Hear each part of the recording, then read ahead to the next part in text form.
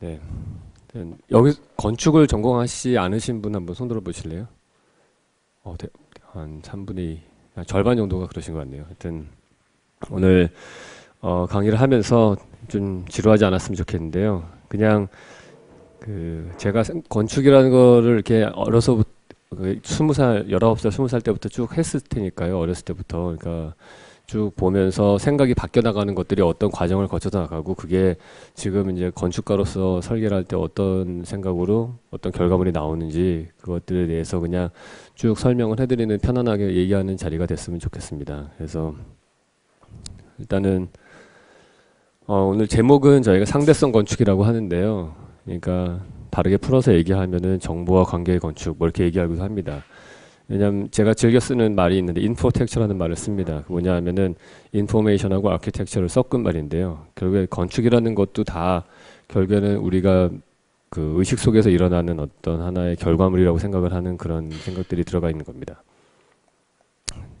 일단은 뭐 제 학부 시절의 졸업 설계부터 말씀을 드릴게요. 그러니까 제가 원래 관심사는 뭐였냐면은 되게 이렇게 약간 죽음 뭐 이런 거에 좀 관심이 많았어요. 그래서 디지털적인 것하고 아날로그적인 것들 그 당시에 문화가 그러니까 아날로그에서 디지털로 넘어가는 시점이었었는데 그런 거에 대해서 어떻게 세상을 바라보는 게 좀 다르게 볼 것인가. 그래서 하나는 그리고 되게 이성적으로 보는 것하고 논리적으로 보는 한쪽 측면이 있고 직관적으로 보는 것, 감성적으로 보는 것 항상 그거는 건축에서 큰 주제였는데 그런 대립되는 것들을 한꺼번에 건축 안에서 좀 풀어보려고 노력을 했었는데 뭐 그러니까 학생 시절이었으니까 좀 미숙하기는 하죠. 근데 그게 이제 저의 그 당시에 그런 대조되는 미라든지 이런 거가 저의 관심사였어요. 그래서 건너뛰고요. 그 다음에 이제 군대 마치고 나서 유학을 갔었는데요. 그 당시에 가장 큰 화두는 뭐였냐면 사이버 스페이스였습니다. 인터넷이라는 게 처음 나오기 시작을 했고. 근데 이제 그거를 보면서 그 가상 공간이라고 보통 얘기를 하잖아요. 그게 인터넷 공간이라고 하는 거가 되게 이상했어요. 그 당시에 인터넷이라는 거는 보면은 그냥 텍스트만 과학자들이 주로 논문을 서로 교류할 때 쓰는 것들이었기 때문에 텍스트에 하이퍼링크만 몇 개 있고 클릭하면 그 다음 페이지로 넘어가고 하는 정도 수준이었거든요. 근데 그걸 왜 도대체 공간이라고 부르는가 텍스트밖에 없는데 그런 의문점들이 좀 있었어요. 근데 제가 갔던 학교에 학장님이셨던 빌 미첼이라는 분이 있는데 그분이 뭐 이런 그 시리 오브 비치라는 책도 쓰셨고요. 네. 이게 이제 그 당시 인터넷 페이지입니다. 그러다가 이제 졸업 논문을 쓸 때쯤 돼서 저한테 되게 큰 계기가 있었는데 당시에 그 유럽으로 여행을 갔었는데 로마에 막 더워서 어느 성당에 그냥 우연히 들어갔어요. 근데 들어갔더니 거기에 뭐가 있었냐면은 안드레아 포조라는 사람이 그린 벽화 그 천정화입니다. 근데 뭐 아시겠지만 르네상스 시절에 투시도 기법이 개발이 돼서 너무 완벽한 투시도였던 것 같아요. 밑에 들어가서 고개를 딱 들었는데 좀 하늘이 뚫린 것 같이 느껴지는 거예요. 그래서 이게 뭐라 그럴까 착시 현상이긴 하지만은 그 안에서 그 투디멘셔널 하지만은 2차원적이지만은 거기서 공간을 제가 본 거죠. 그래서 공간이라는 거가 뭔가 건축이 항상 공간에 대해서 얘기를 하는데 무엇이 공간을 만드는가에 대한 생각들을 좀 해봤어요. 그래서 우리가 어떤 걸 생각해 볼 수 있냐면은 우리가 n차원의 존재라면은 n-1차원 이하만 사실은 가능합니다. 인식이. 그러니까 우리가 쉽게 말해서 3차원의 존재면은 2차원, 1차원은 확실하게 이해를 해요. 그리고 종이 위에다가 동그라미, 세모, 네모를 그리면은 제가 그 다이어그램이 있는지 모르는데 동그라미, 세모, 네모를 그리면은 우리는 3차원의 존재이기 때문에 그거를 완벽하게 이해를 합니다. 근데 동그라미가 옆에서 세모를 쳐다보거나 네모를 쳐다보면은 어떻게 보일까요? 선으로밖에 안 보여요. 그러니까 왜냐하면은 동그라미는 2차원이기 때문에 1차원인 선으로밖에 인식을 못하는 거죠. 그러니까 우리 만약에 4차원의 존재가 있다면은 완벽하게 3차원을 이해를 하겠죠. 5차원이 있다면 4차원, 3차원도 다 이해를 할 거고요. 시간까지도 이해를 하고. 그러니까 우리가 그 봤을 때 인간이 3차원인데 어떻게 3차원을 인식을 하느냐. 그거는 사실은 이론적으로는 불가능한 얘기예요. 제가 되게 좋아하는 다이어그램인데 이제 미치오 카쿠라는 사람이 쓴 하이퍼스페이스라는 책에 나오는 건데 평면의 종이에 구가 만약에 관통을 하면은 평면은 구를 어떻게 인식을 하냐면 어느 날 갑자기 난데없이 점이 하나 나타났다가 원이 점점 커지다가 점점 작아졌다가 싹 사라지는 걸로 되겠죠. 그러니까 그 차원이 낮은 존재가 높은 차원의 존재를 이해한다는 게 이렇게 어렵다는 거예요. 그래서 우리가 공간이라는 거는 사실은 3차원인데 그거를 3차원이 우리가 이해할 수 있는 방법은 결국에는 시간이 다른 시간대에 존재해야만이 가능한 거예요. 그러니까 우리가 그 과학자들이 얘기하기로는 숏텀 메모리가 있기 때문에 가능하다고 얘기를 합니다. 단기 기억력. 그러니까 우리가 공간을 인식하는 거는 결국에는 망막이 2차원이잖아요. 그러니까 이 그림을 망막으로 받아서 그걸 전기신호로 바꿔서 뇌에 가서 뇌의 전기신호가 다시금 그걸 공간으로 재조합을 하는 겁니다. 근데 그거를 한 초당 200장 정도를 연산한다고 그래요. 그러니까 우리가 그걸 뭘 보면 알 수 있냐 하면은 자전거 휠을 우리가 확 돌리면은 시계 방향으로 쫙 돌아가요. 그러다가 어느 순간 되면 거꾸로 돌아가는 것처럼 보이죠. 그게 우리가 그거를 완벽하게 인식하지 못하기 때문에 그 초당 200장밖에 연산을 못하기 때문에 어느 시점에 가서는 거꾸로 돌아가는 것처럼 조합이 되는 거예요. 우리 머릿속에서. 그렇게 보면은 우리가 사는 세상이라는 거를 이렇게 볼 수 있을 것 같아요. 그러니까 만화 영화 같은 걸 우리가 보면은 애니메이션은 초당 16장 정도, 디즈니 만화는 32장, 그리고 영화가 32장 정도 되고요. 그다음에 애니메이션이 16장 정도 돌아가고요. 만화책은 그거보다 좀 더 느리게 돌아가죠. 우리가 만화책을 볼 때는. 그리고 인터넷 스페이스도 볼 때도 사실은 텍스트 페이지 가지만은 우리가 본능적으로 그거를 계속 조합을 하는 거예요. 머릿속에서. 페이지를 갖고서. 현실은 초당 200장 정도. 근데 그때 조합을 할 때 여러 가지 종류들이 있을 거예요. 그러니까 그걸 저는 이제 세 가지 정도로 봅니다. 지루한 얘기니까 이건 빨리 넘어가도록 할게요. 그러니까 보이드하고 심볼하고 액티비티 이런 걸로 분석을 해서 봅니다. 인포메이션이 종류가 세 가지로 봐요. 건축가인 저는. 그냥 이런 비어있는 물리적인 조건을 보는 보이드 스페이스 인포메이션. 그 다음에 어떤 상징성을 주는 거죠. 심볼릭한 것들. 그건 뭘 보면 알 수 있냐. 우리 간판 같은 겁니다. 간판이나 조각품들. 그렇기 때문에 우리가 왜 한국 사람들이 뭐 종로의 간판을 보면 정신없게 생각하는데 외국 사람들이 와서 보면은 그건 되게 아름다운 조명으로 봐요. 네온사인으로. 우리가 라스베가스에 가서 보면은 되게 괜찮게 보는데 똑같은 간판을 미국 사람들이 가서 보면 되게 난잡하다고 생각을 하거든요. 왜냐하면 그 심볼릭 인포메이션을 그 퍼시브하는 단계가 다르기 때문에 그런 거죠. 사람에 따라서 그 사람의 그 백그라운드에 따라서 어떤 정보는 받아들이고 어떤 정보는 뭐 정보가 다른 정보로 받아들이는 거가 심볼릭 인포메이션이고요.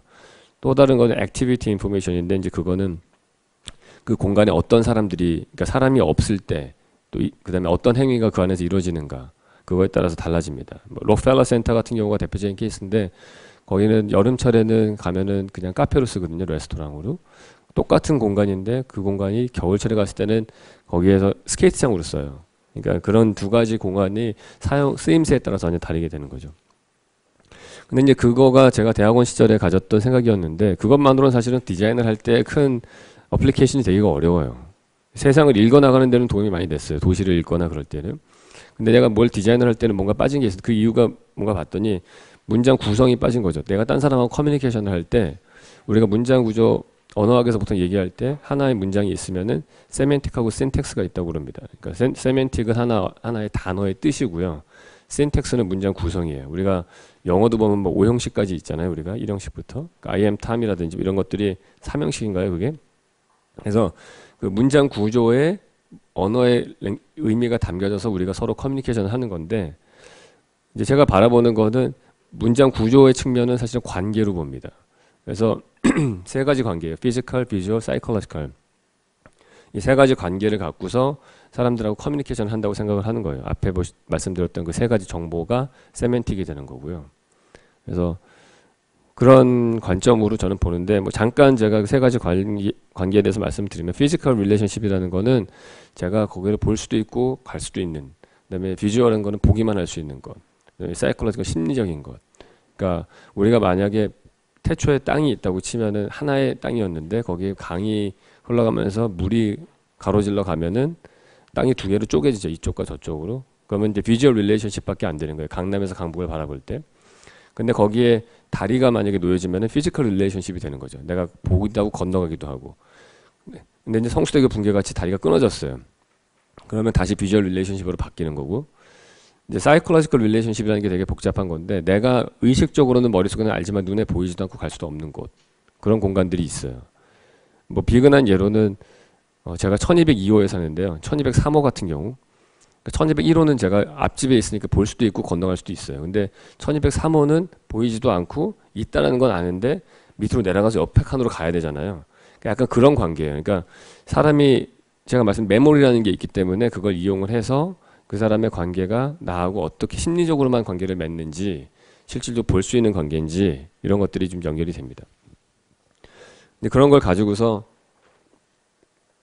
제가 학창 시절에 했던 작품들을 좀 보여드리면은, 근데 결국엔 건축가가 이제 그 똑같은 사람이기 때문에 어려서 했던 것들이 나중에 가서 이렇게 반영이 되고 막 그래요. 그래서 저는 그 뭐 저희 신임 교수를 뽑을 때나 그럴 때도 항상 보면 그 사무실에서 했던 작품보다도 학생 시절 작품을 더 많이 보거든요. 이 사람의 진짜 생각이 뭔지가 더 중요하기 때문에. 그래서 자, 일단 그 제가 했던 이런 생각을 가지고서 디자인했던 거가 그겁니다. 그러니까 거기 보스턴에 가면은 그 뭐랄까 채널이라고 해서 물이 이렇게 들어온 데가 하나 있는데요. 거기에 다리를 놓는 거였어요. 다리하고 박물관을 만드는 거였습니다. 원래는 사이트가 이 건너편이었는데 저는 이 다리를 옮겼어요.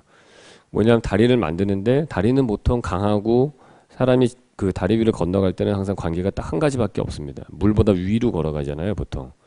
근데 이 다리 같은 경우에는 물하고 좀 인게이지를 좀 하는 다리를 만들고 싶은 거예요. 그 물하고 같은 레벨로 내려갔다가 혹은 물보다도 더 밑으로도 갔다가 약간 그런 다리를 만드는 거죠. 근데 여기가 이제 밀물하고 썰물이 있어서 고저차가 생기거든요. 이제 그거에 의해서 약간 그 수위가 이쪽이 높아지기도 하고 낮아지기도 하면서 그 라이딩 컨디션이 바뀌기 때문에 그걸 통해서 내부의 공간에 그 컨디션도 바뀌게 될 수가 있는 겁니다. 이것도 보시면은 이제 다리가 물 밑으로 내려가고 물 밑으로 내려갔을 경우에는 그 밑에 있는 그 박물관이 보이게끔 하는 거예요. 내려다 볼 수 있게끔. 그래서 두 개의 프로그램이 박물관하고 다리라는 프로그램이 이걸로 연결이 되는 거죠. 지붕은 최대한 그때 당시에 제가 하려고 했던 거가 이제 패러메트릭 아키텍처였는데 그때 제가 소프트웨어를 잘 몰라가지고 그때 당시 기술로는 좀 어려웠고요. 그러니까 고저 차이가 생기면서 생겨나는 거는 이런 거죠. 그러니까 물이 위로 갔을 때는 멤브레인 같은 막으로 했을 때는 얘는 이제 어두운 데서는 밝은 데가 보이고요. 밝은 데 있으면 어두운 쪽이 안 보이거든요. 우리가 이제 모기장 같은 걸 보면 알 수 있습니다. 모기장 쳐놓으면은 방충망을 치면은 방충망에 바깥에 있는 사람들은 그 안이 안 보여요. 근데 안에 있는 사람 밖이 잘 보이죠. 그래서 그런 효과로 밀물이 들어왔을 때는 완전 불투명한 상태로 되다가 썰물이 되면은 그게 이제 투명해지면서 주변 경관이 들어오는 박물관이 되는 거죠. 그러니까 이게 그 상대적인 관계를 맺는 거예요. 그래서 제가 왜 그 강연 제목이 상대성 건축이냐 하면은 그 상대성 이론이라는 거가 유명한 이론이 있잖아요. 그 시간하고 공간이 하나로 연결돼 있다라는 거죠. 두 개의 분리된 엔티티가 아니고, 그러니까 모든 것들이 관계를 맺는데 그 관계를 어떻게 컨트롤하느냐, 그 건축의 역할이 사실은 주변에 있는 여러 가지 관계들을 어떻게 매니지하느냐가 관건이라고 보는데, 그거를 어떻게 공간 체험적으로 할 수 있느냐, 이제 제가 관심 있어 하는 것들이죠. 다음 거가 어떻게 보면 제일 제가 설명하는 개념들을 가장 총체적으로 보여주는 작품이라고 생각이 들어요. 그러니까 99년도에 했던 그 에어피쉬 인 더 플라자라는 건데요. 그러니까 상대성 이론을 보면은 질량이 있으면은 공간을 휘게 해서 그게 곧 중력이 된다. 뭐 이런 얘기가 있어요. 그 책을 보다가 생각이 나서 만든 작품인데, 보통 건축이라고 하면은 건축물은 인간이 만들지만 픽스가 돼 있고, 그 다음에 인간이 들어가서 쓰지만은 그 건축물이 저한테 피드백이 잘 안 와요. 건축물을 변형시키기는 좀 어렵습니다. 제가 원했던 거는 인간하고 네이처하고 아키텍처하고가 세 개가 서로 이게 뭐랄까요, 그 루핑이 만들어지는 걸 원했어요. 그러니까 서로 영향을 주고 영향을 받고 계속해서 바뀌는, 어느 한쪽에서 한 방향으로 가는 일방향이 아니고. 그래서 그걸 만들기 위해서 만들었던 거는 그 그물 있죠. 그 고기 잡을 때 쓰는 그물하고 그 공기 튜브를 두 개를 섞은 겁니다. 그래서 에어피시넷이라는 걸 만들었는데 이런 막 구조를 만든 거죠. 그러면 사람이 이제 밟으면은 보시는 것처럼 그 구멍의 크기는 발바닥보다 조금 작습니다. 제가 그 원했던 거는, 저는 그 수영장에서 수영 꽤 잘하는 편인데 바다에서 수영을 못해요. 왜냐하면 밑에 미역 같은 거라도 하나 지나가면 거의 기겁을 하거든요. 무서워가지고. 그러니까 막 물고기 같은 것들이 다 지나가. 근데 좀 수영 못하는 사람이나 뭐 애기들도 안전하게 바다에서 좀 놀 수 있으면 좋겠다는 생각도 가졌었어요. 이걸 디자인할 때. 그래서 이런 막이 이제 수면의 밑에 한 30cm 정도 되는 것은 밑에 깔려 있는 겁니다. 그럼 사람이 거기 밟아서 올라갈 수가 있잖아요. 그러면 어떤 현상이 생기냐 하면은 몸무게가 좀 무거운 사람들은 많이 꺼지겠죠. 그리고 사람들이 모여도 많이 꺼질 거예요. 무거워지니까. 근데 어떤 사람은 키가 크고 어떤 사람은 키가 작고, 키가 작더라도 내가 수영을 잘하는 사람이면 물이 별로 무섭지가 않은데, 키가 크더라도 내가 수영을 못하는 사람이면은 한 가슴까지만 물이 차도 좀 무섭겠죠. 그러면은 누구 친한 친구 만나서 얘기하다 누구 뚱뚱한 친구가 와가지고 갑자기 가라앉았다가 내가 한 가슴까지 와서 수영을 내가 못하니까 무서워서 옆으로 이동할 거고, 딴 친구 만나고 뭐 이럴 거 아니에요. 그러니까 끊임없이 사람들 간에 아는 정도의 친분도, 내 몸무게, 키, 물을 얼마나 두려워하느냐, 거기다가 파도, 이런 5가지 정도의 팩터들이 모여가지고 계속해서 사람들이 왔다 갔다 하는 거예요. 그 안에서. 그러면은 그 지형이 계속 바뀌겠죠. 플라자의 지형이. 그래서 그게 저의 관심사는 건축물이 자연에 의해서 바뀌다가 사람이 들어가면서 또 바뀌고 사람 간의 관계에 따라 또 바뀌고 그 사람의 개인적인 경험에 의해서 또 바뀌고 계속해서 서로 영향을 미치는 그런 관계가 되는 거죠. 그래서 그게 제가 생각하는 그런 뭐랄까요, 상대성 건축의 어떤 모습입니다. 그리고 이제 부수적으로 얻을 수 있는 거는 이제 큰 물고기들은 못 올라오는 거죠. 걸려가지고 이제 작은 물고기만 열대어 조그마한 것만 올라와서 이제 놀 수도 있고 이제 그런 거예요. 자, 다음 제 학생 시절 작품은 스트리트 스테이지라는 건데 이게 이제 하버드 대학교 안에 있는 조그만한 학생 그 극장을 만드는 거였어요. 근데 내 캠퍼스가 되게 재밌습니다. 이게 하버드 대학교는 찰스 강가에 있는데 기숙사는 강가 쪽에다 있고요.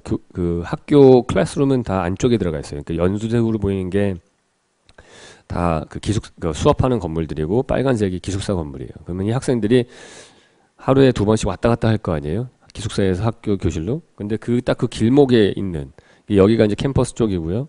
이 아래쪽에 이제 강가 쪽이 기숙사 쪽인데 이 좁은 길인데 여기를 많이 왔다 갔다 해요. 그 사이트는 바로 여기입니다.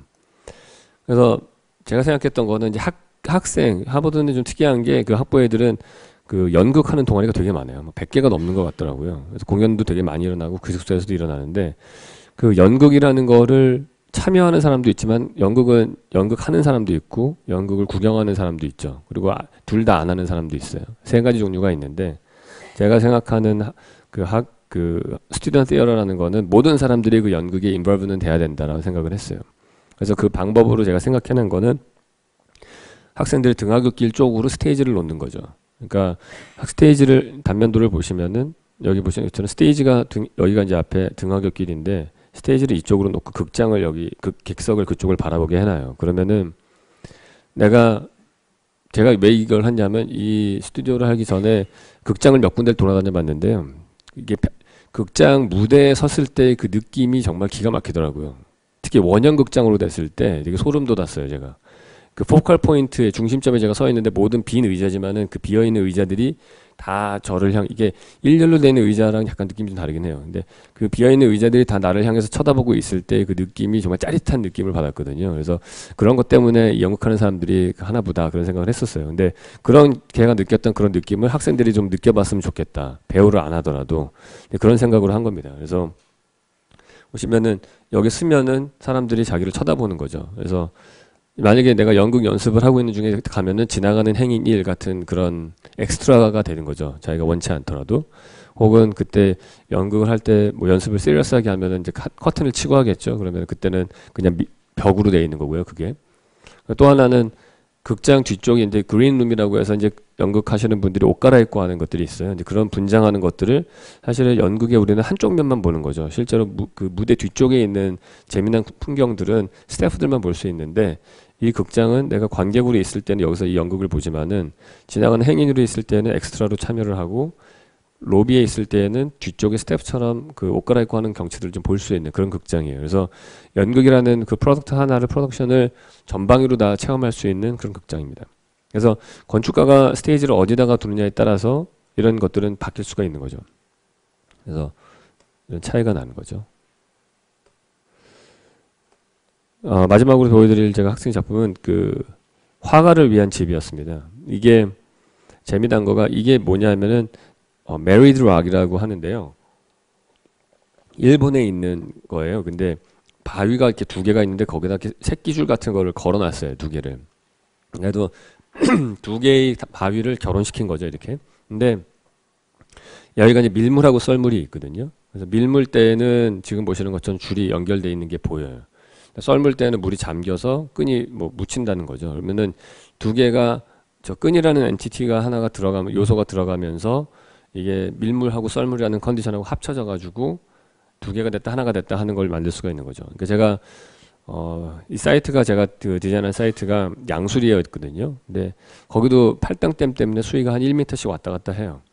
근데 그 변화를 사실은 우리는 거의 못 느낍니다. 그러니까 자연이라는 거가 되게 변화가 있기는 한데 변화가 되게 느리잖아요, 우리가.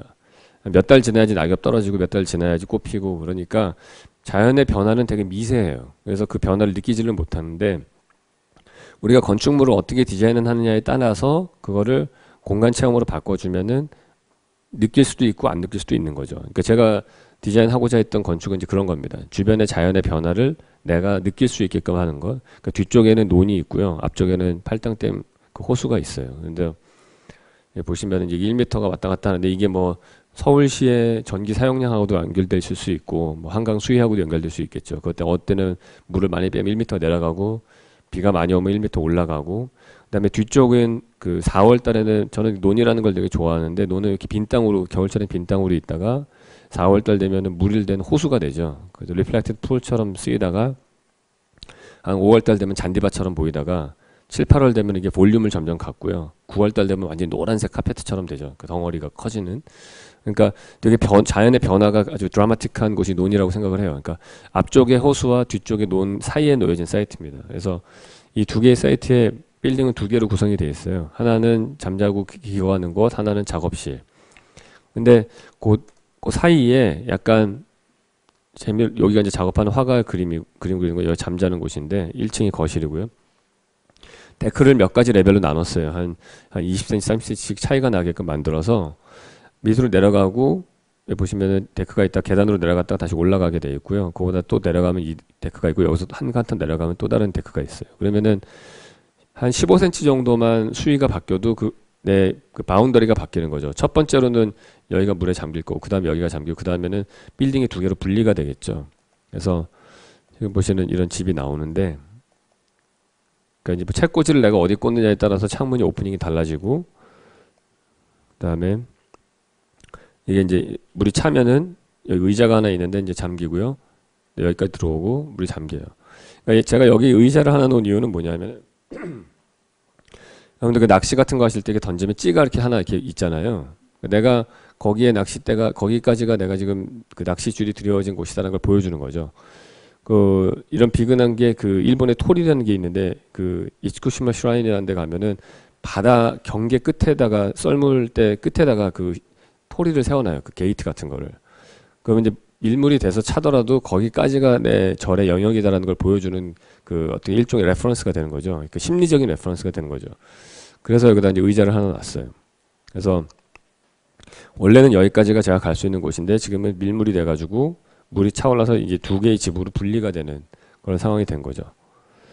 근데 높이에 따라서 뒤쪽에 있는 펜스는 이게 물에 떠가지고 올라갔다 내려갔다 하면서 지우는 그 자연의 풍경이 조금씩 바뀝니다. 그래서 결국에는 이 그래프가 그 팔당댐 수위의 변화를 1년 중에 그 변화를 나타내는 그래프인데 이 그래프만큼 이 집도 사실은 계속 바뀌는 거고 작업실하고 주택하고의 관계도 바뀌게 되는 거죠. 이 그래프하고 동일하게. 또 위에 있는 그 일종의 보이드를 하나를 뚫어서 여기에 뭐 낙엽이 지면은 이렇게 되기도 하고 뭐 비가 오면은 빗물에 이렇게 리플렉션이 생기는 이런 컨디션이 나오기도 하죠. 그 다음에 눈이 오면은 이런 다른 거가 나올 것이고 논 같은 경우도 자라는 거에 따라서 다른 게 됩니다. 하나 더 있네요. 빨리 넘어갈게요. 이거는 그 도서관이었는데 도서관 밑에서 우리가 인터넷으로 뭘 보면은 위로 내가 보는 영상물이 위로 프로젝터가 되는 그런 도서관이에요.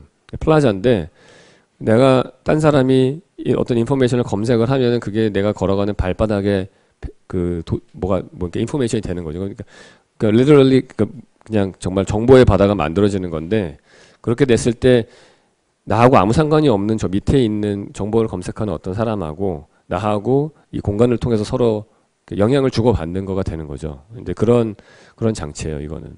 그래서 어떤 정보를 보느냐에 따라서 이제 달라지는 거죠. 그래서 이제 지금까지 그런 아이디어를 보여드렸다가 실제로 이제 실제 프로젝트로 갔을 때 이런 것들이 어떻게 적용되는지를 보여드릴게요. 캥거루 하우스라고 판교에 최근에 지어진 건물인데 이거는 두 세대가 사는 집이에요. 그러니까 아들하고 부모님 세대하고 사는데 아들은 33살 정도 됐는데 좀 빨리 자리를 잡으셔가지고 사업을 하시는데 돈을 좀 벌으셨더라고요. 그래서 모든 분가해서 살고 싶어 하실 텐데 이분은 독특하게 큰아들이 신부님이어가지고 작은아들이 이제 부모님하고 같이 살아야겠다는 생각을 좀 하시는 분이에요. 그래서 집을 사서 아파트에 사시다가 너무 서로 간섭이 심하니까 단독주택으로 이사를 가자. 뭐 땅을 사거나 집을 지을 때 한 3분의 1 정도의 돈을 대서 약간 분리된 두 개의 집이 하나의 집 같은 느낌이 나는 집을 이제 지으려고 했던 거죠. 그래서 제목이 왜 캥거루 하우스냐면은 우리가 보통 캥거루 그러면 새끼가 뱃속에 있다가 바깥으로 나가 뛰놀다가 다시 뱃속으로 들어왔다 왔다 갔다 하잖아요. 그러니까 둘이 됐다가 하나가 됐다, 둘이 됐다 하나가 됐다 하는 거죠. 그런 컨셉이에요. 그래서 1층은 주로 부모님이 쓰시고 2층에 아들이 사는데 그 둘을 완전히 보통 1층, 2층으로 돼 있으면 분리가 돼 있을 텐데 그거를 연결해 주는 장치는 두 가지가 있습니다. 하나는 이런 좁은 직사각형의 정원이 하나 있고요. 그다음에 여기 네모난 천정으로 위로 뚫린 보이드가 하나 있어요. 그리고 안방, 거실에서 안방으로 건너갈 때는 이 정원을 관통해서 가는 이런 브릿지로 넘어가게 돼 있습니다. 그래서 얘를 조금 더 프라이빗하게 만들어 주는 거죠. 그리고 기본적으로 이 집은 막 좀 뭐랄까요, 달동네 같은 느낌이 났으면 했어요. 두 채의 집이 있는데 벽돌집이 나무집을 품고 있는 것 같은 그런 느낌을 갖게 됩니다. 그래서 이게 이제 그 엑소노메트릭인데 이쪽에 구멍이 뚫려 있고요. 여기 중정이 있죠. 그래서 아들 세대하고 어머니 세대가 이렇게 보시는 것처럼 길들이 되게 복잡하게 돼 있어요. 그 골목길처럼. 그래서 그 안에서 서로 약간 길을 잃었으면 하는 생각이에요. 그러니까 A에서 B라는 공간으로 갈 때 한 가지 루트만 있으면 되게 단순한데 거길 갔다가 갈 때는 왼쪽 길로 갔다가 올 때 오른쪽 길로 돌아서 오게 되면은 이 집이 우리가 심리적으로 제가 컨스트럭션 한다고 그랬잖아요. 공간을 훨씬 더 넓게 느껴지는 거예요. 우리가 어떤 공간이 좁다고 느끼는 거는 딱 들어왔을 때 한눈에 모든 게 딱 보일 때, 그럴 때 되게 좀 사실은 좀 그 더 좁게 느껴지거든요. 그 제가 시각적인 관계로 그 두 사람의 관계를 컨트롤하고자 했던 거는 여기 보시면은 이제 좁은 중정이 있는데 아들 방에서 어머니 방 침실을 보면은 여기 좁기 때문에 이게 넓지 않고 좁잖아요. 그래서 좁아서 침대 바로 밑까지 발치까지만 딱 보이게 되고요. 2층 아들 거실에서는 1층 거실하고는 커뮤니케이션이 잘 되고 옥상하고도 잘 되고 뭐 이렇게 돼 있어요. 그래서 뭐 뒤에 사진을 보면서 다시 설명을 드리도록 하겠습니다. 이게 이제 뒤쪽에 실제 정문이 하나 있고요. 요거는 아들이 왔다 갔다 할 수 있는 또 다른 세컨 엔트런스예요. 그래서 보통 이제 저녁 시간에 왔다 갔다 할 때는 이쪽으로 들락날락을 하죠, 아들이. 그래서 이게 아들 방 부분이고요. 여기 어머니가 계신 쪽 부분입니다. 현관문을 열고 들어오면 이 복도가 있고요. 그 다음에 이 부분은 2층에 있는 그 신부님 방, 지금은 AV룸으로 써요. 유학을 가셔가지고 거기서 이제 부엌을 향해서 볼 수 있게끔 한 겁니다. 그러니까 제가 볼 때는 부엌이라는 공간이 가장 그 집의 핵심적인 중심 공간이라고 생각을 해요. 그래서 어떻게 하면 부엌이라는 공간을 통해서 사람들이 더 자주 만나고 간섭하고 했으면 하는 건데, 그래서 부엌을 향해서 계속 창문을 좀 뚫어주려고 했습니다. 그래서 지금 보시면 이게 2층에 아들 화장실에서 이제 창문이 뚫린 거고요. 얘는 이제 복도 쪽에서 뚫린 창문이고요. 이게 이제 2층 아들 그러니까 아들 침실에서 화장실로 건너갈 때 내려다볼 수 있는 부엌입니다. 사실 제가 이걸 이렇게 보이게 한 가장 큰 이유는 뭐냐면은 그 며느리가 보통 여기 나중에 들어와 살게 될 경우가 있을 수도 있으니까, 며느리 같은 경우에 이렇게 왔다 갔다 하면서 시어머니가 혹시 부엌에 나오셨는지 한번 항상 이렇게 감시할 수 있는, 그렇게 되고 이 시어머니는 올려다보기 때문에 안 보이죠. 그 아들 세대 제너레이션 그 높은 층에 있는 것들은 안 보이잖아요. 그럼 그 정도의 서로의 약간의 간섭. 그러니까 제가 그 뭡니까 그 땅콩집 같은 경우는 이제 마당을 서로 공유를 하는데, 땅콩집은 두 개의 집이 마당만 공유할 뿐이지 서로 아무런 간섭이 별로 없어요. 그러니까 저는 적절하게 건축가가 할 수 있는 일은 가족들 간에 적절한 간섭을 일으킬 수 있을 만한 공간을 만들 필요가 있다고 생각을 하는데, 이런 것들이 그런 장치입니다. 중정이라든지 이런 것들이. 그러니까 우리가 왜 제가 아쉬운 부분이 그거예요. 한국의 아파트들을 봤을 때 아파트의 평면 구성이 한옥이랑 되게 비슷하거든요.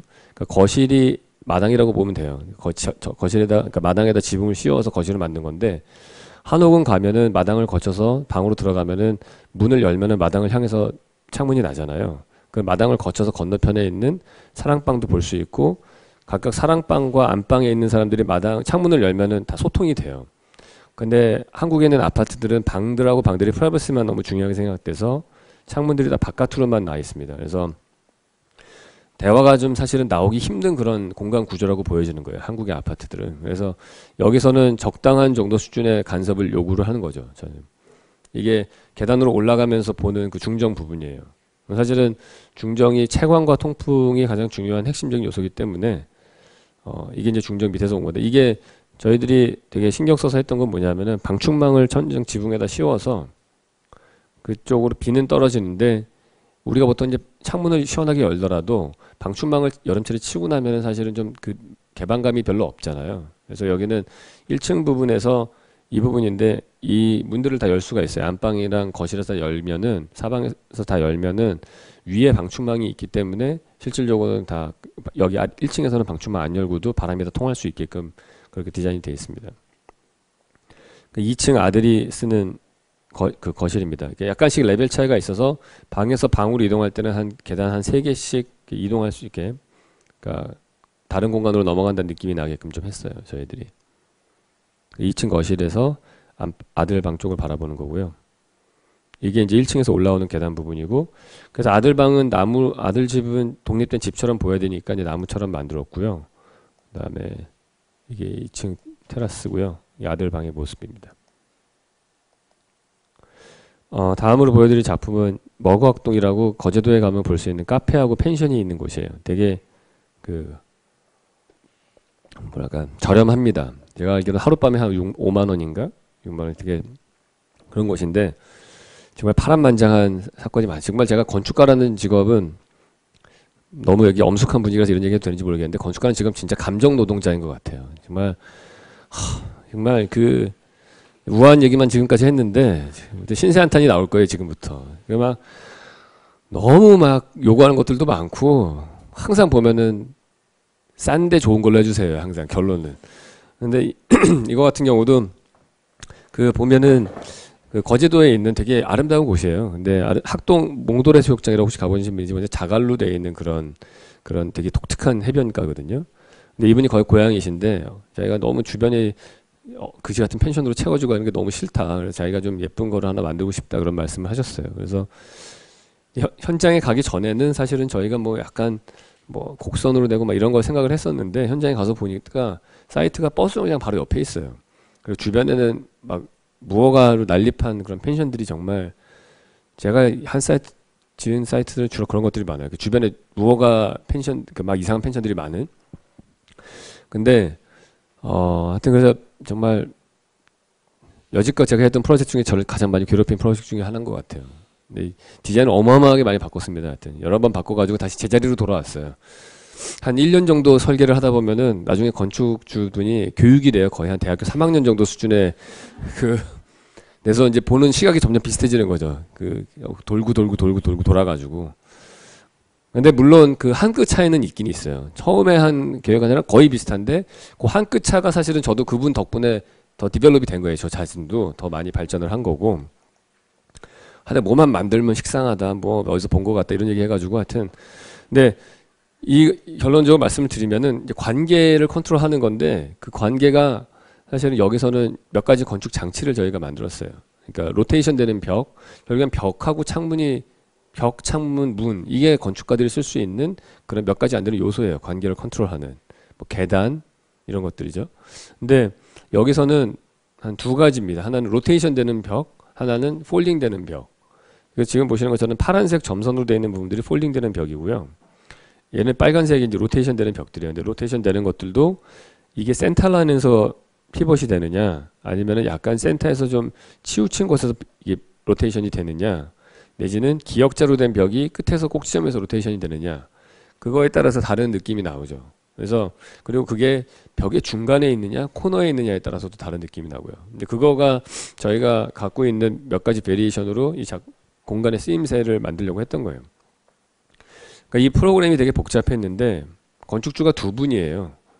그래서 2분 다 어머니들하고 사이가 되게 좋으신 분들이고, 한 분은 무슨 슈퍼마켓 체인점 같은 걸 하시는 분이었는데 그분이 땅을 갖고 있고 건물 짓는 모든 거는 다른 동업자분한테 맡기셨어요. 근데 저하고 그 남자분 사장님하고 저하고 주로 얘기를 했는데, 이 프로그램이 뭐냐면은 펜션으로 썼으면 좋겠다. 근데 자기네들이 슈퍼마켓 체인점들이 매니저들이 와서 교육받는 곳이었으면 좋겠다. 근데 매니저만 와서 교육받는 게 아니고 직원들도 와서 교육받을 수도 있고 전체 사람들이 와서 단합대회를 할 수도 있고, 근데 안 쓰일 때는 펜션으로 썼으면 좋겠고, 그다음에 교육관으로 쓸 때는 카페를 썼으면, 안 쓸 때는 카페 썼으면 좋겠는데 교육관은 10명이 올 때는 한 20명 정도 들어가는 카페를 썼으면 좋겠고, 한 30명 정도 오면 한 5명 정도가 카페를 썼으면 좋겠고, 다 쓰면은 테이크아웃 할 수 있는 카페를 썼으면 좋겠고, 자기 할머니, 어머니가 계신데 그러면 사진 찍으시니까 위에 작업할 수 있는 컴퓨터실이 있었으면 좋겠고, 자기가 가끔씩 오니까 펜션 방 중에 하나는 그 좀 좋은 고급스럽게 했으면 좋겠고, 펜션 방 중에 2개씩은 좀 묶어서 좀 약간 화가들이 와서 장기 투숙할 수 있었으면 좋겠고, 좀 싼 펜션으로 써서 사람들이 와서 싸게 묶을 수 있었으면 좋겠고, 한 요 정도가 저희들이 받았던 요구 조건이었어요. 그래서 그거를 지금 보시는 이 칼라 코딩을 막 해놓은 것들이 공간이 그렇게 다양하게 쓰이는 거예요. 아까 말씀드렸던 그 벽들에 의해서. 그래서 뭐 여러 가지로 테스팅을 하고 하다가 이제 결국에 나온 최종 평면도가 이렇게 나온 거죠. 그래서 저희들은 그래서 이 카페동하고 펜션동하고를 그러니까 비주얼 코리도를 뚫어서 여기 앞에가 이제 버스 정류장인데 버스 정류장에서부터 쭉 뚫어서 마지막 이 펜션까지 관통해서 볼 수 있게 했고요. 여기가 이제 이 사장님이 가끔씩 와서 살려고 했던 그곳이고, 처음에 수공간을 넣었다가 수공간 관리하기 힘들다고 뭐 안 하시겠다고 그랬는데, 공사할 때 땅을 파니까 막 거기서 물이 나오더라고요. 그래서 다시 호수 연못은 다시 살리는 쪽으로 갔고, 그래서 2층 부분은 여기 조그마한 방이 하나 있어요. 여기 방들이 4개가 이렇게 있고요. 그래서 이게 이제 최종 완성된 모습입니다. 이게 이제 로테이션 되는 벽인데, 여기가 뻥 뚫려서 저승장에서 보이죠. 그래서 이 벽들이 이제 닫히게 되면 이렇게 완전히 다른 느낌이 나는 거죠. 그러니까 저희가 이거를 담장을 만든 이유는 뭐냐 하면은, 주변이 워낙에 좀 난잡한 장면들이 많아서 되게 좀, 네, 여기 보시면은 뒤쪽에 있는 산은 되게 멋있어요. 노자산이라고 해서 되게 경치가 좋아요. 그래서 담장을 세워서 근경은 좀 줄이고 원경은 좀 갖고 오는, 약간 그 동양 건축에서 흔히 쓰는 방법들이죠. 낮은 담장으로 중경을 지우고 원경을 갖고 오는, 그리고 근경으로 정원하고 축경으로 우리가 뭐 분재라든지 산수화 같은 걸 방 안에다 걸어 놓잖아요. 그런 것들을 썼다고 보시면 됩니다. 그래서 지금 이게 이제 닫혔을 때 모습이고요. 안쪽에 이제 수공간이고, 원래 이 수공간 안 되기 전에 문이 여기 있다가 이 수공간 생기면서 옆으로 돌았는데 더 좋아요. 나중에 여기다 프로젝터, 워낙 하얀색 벽들이 많아서 프로젝터 같은 것들을 쓰는 스크린으로 많이 씁니다. 그리고 2층에 이제 여기를 다 카페를 연수 시설을 썼을 때 사람들이 테이크아웃 해가지고 와서 이 방에서 차를 마시고 가는 걸로 돼 있어요.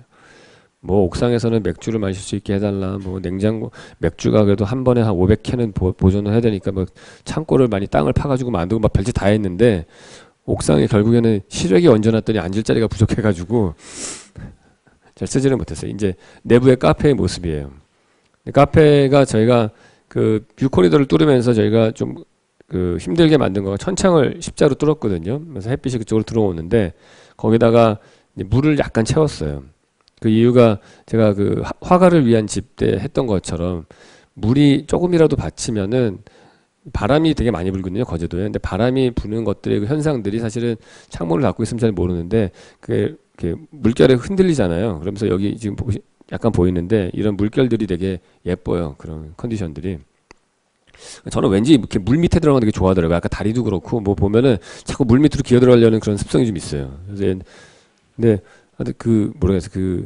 태아 때 기억을 제가 하고 있는지 이런 것들이 그런 컨디션. 이게 이제 닫으면은 저 안쪽에는 다른 시설을 쓰고 여기는 카페를 쓰는 거죠.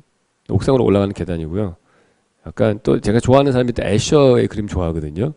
그래서 꼭 계단 넘고 밑에도 꼭 계단을 꼭 만들어야 돼, 이상하게. 그냥 이유는 없어요. 그냥 그걸 좋아해서 그래요. 약간 초현실적인 걸 좋아해서 왠지 여기 막 거꾸로 올라가는 사람 인형도 하나 달고 싶고 그래요, 저는 이상하게.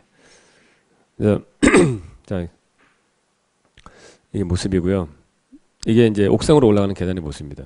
요 콘크리트 박스가 되게 처음에는 사실은 우리가 그냥 노출을 막 시키려고 했었어요, 그 설비들을. 근데 거푸집을 딱 하고 났더니 되게 멋있더라고요. 그래서 저희가 생각을 좀 바꿨습니다. 설비를 다 이쪽으로 안쪽으로 돌려서 넣고요. 거기서 라이팅을 위로 때려서 콘크리트를 그 박스의 빈 공간을 더 강조해서 보여주게끔 하려고 디자인을 했어요. 근데 또 이분이 또 까탈스러우신 우리 그 건축주분께서 콘크리트 너무 식상하다는 거예요. 그래서 그럼 몰라, 그럼 화이트로 할까요? 백색으로, 백색도 좀 식상하네. 그러면 어떻게 할까? 그래서 저희들이 짜낸 아이디어가 한지를 바르자.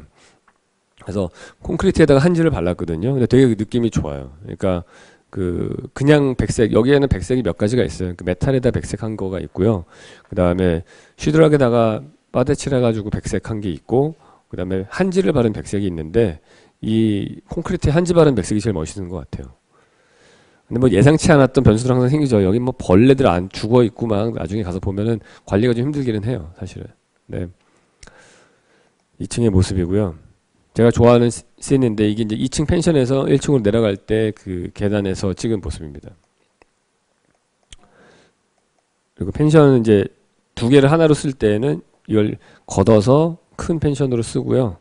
그다음에 이 로테이션 벽들 이게 제일 비싼 방이에요. 제일 괜찮은 방인데 이 문짝도 유리창이 또 여기 또 프레임이 들어가면 또 느낌이 안 살잖아요. 그 내부가 또 같아야 되는데 그래서 내부에 같은 느낌을 주기 위해서 저희가 이 바닥재를 두 개를 똑같은 걸 했고요. 맨질맨질한 걸 하려고 했더니 또 미끄러서 넘어지신다 그래가지고 알겠다고 그러면 약간 거친 걸로 했어요. 그래가지고 나중에 또 김치국물 흘려가지고 안 지워진다고 또 뭐라 그러셔가지고 하여튼 골치 아픕니다. 이거 유지하기가. 근데 어쨌든 프레임이 밑에 있고 그걸 덮어서 유리가 이제 프레임이 없는 것처럼 보이게 하려고 노력을 많이 했고요. 또 원래는 사실은 그 뭐지 삼중 겹유리를 써야 되거든요. 열 효율 때문에. 근데 거제도는 좀 뭡니까 약간 따뜻한 곳이어가지고 빡빡 우겨가지고 좀 결론은 약간 한 겨울철 한 2주 정도는 결로가 생길 거예요. 근데 그래 밑에 나무가 아니니까 괜찮을 거다 그래가지고 이걸로 썼어요. 근데 저는 다행이라고 생각합니다. 여기 까만 줄이 안 들어간 게 정말 다행이에요. 안 그랬으면 까만 줄이 들어갔을 텐데 이게 이제 안에서 봤을 때 문 카페 쪽으로 열렸을 때고요. 이제 문에서 여기 이제 밤에 여기서 프로젝터를 빌려줘요. 그러면 영화 같은 걸 볼 수 있고요. 앞의 모습입니다. 이 지금 옥상의 모습이고요. 원래 원대한 꿈은 여기가 거제도에서 제일 잘 나가는 클럽을 만들자는 것도 있었어요. 부산에서부터 차를 타고 원정을 올 정도로 멋있는 막 근데 안 됐고요. 하여튼 쌍달리 다음 프로젝트 할게요. 근데 다음 프로젝트는 일단은 그래도 그 건축가를 찾아서 오시는 건축주분들은 그래도 약간 예사로운 분들은 아니에요. 다들 제가 볼 때는. 그래서 요구 조건들이 좀 많으신 분들이 많은데 이분도 또 한 요구 조건 하시는 건축주예요. 그래서 제가 어떻게 알게 된 제가 되게 좋아하는 시장님이신데 이분이 되게 그 사모님이 아프셔가지고 요양차 이제 집을 은퇴를 하시고서 집을 지는데 이분이 또 풍수지리에 그렇게 강하시네 또. 그래가지고 땅을 고를 때부터 어떤 스님이랑 다니면서 뭐 막 고르고 골랐어요. 그냥 골라가지고 결국에 찾아낸 게 저쪽 계곡을 항상 봐야 되고요. 그다음에 이 뭐라 그럴까 그 온돌방을 만들어야 되고 뒤쪽에 대나무 숲 옆에 바위가 하나 있는데 식탁에서 그 바위를 꼭 바라봐야 되고 뭐 이런 몇 가지 요구 조건들이 있어요. 그 평면도를 대충 그려 갖고 왔는데 지금 보시는 이런 권총 같은 평면도 이상한 걸 갖고 왔어요. 그런데 제가 그걸 또 건축가들은 또 90도 좋아하잖아요. 그래서 90도를 꼭 딱 정리해가지고 갖고 왔더니 안 된대. 이거는 구글 지도를 위에서 캡처해 갖고 와서 딱 요 각도로 틀어져야 된다는 거예요. 그래서 여기는 저희가 이제 고집을 꺾고 그 권총 모양은 유지를 하고 제가 아마 90도 아닌 평면도는 거의 처음 그려본 것 같아요.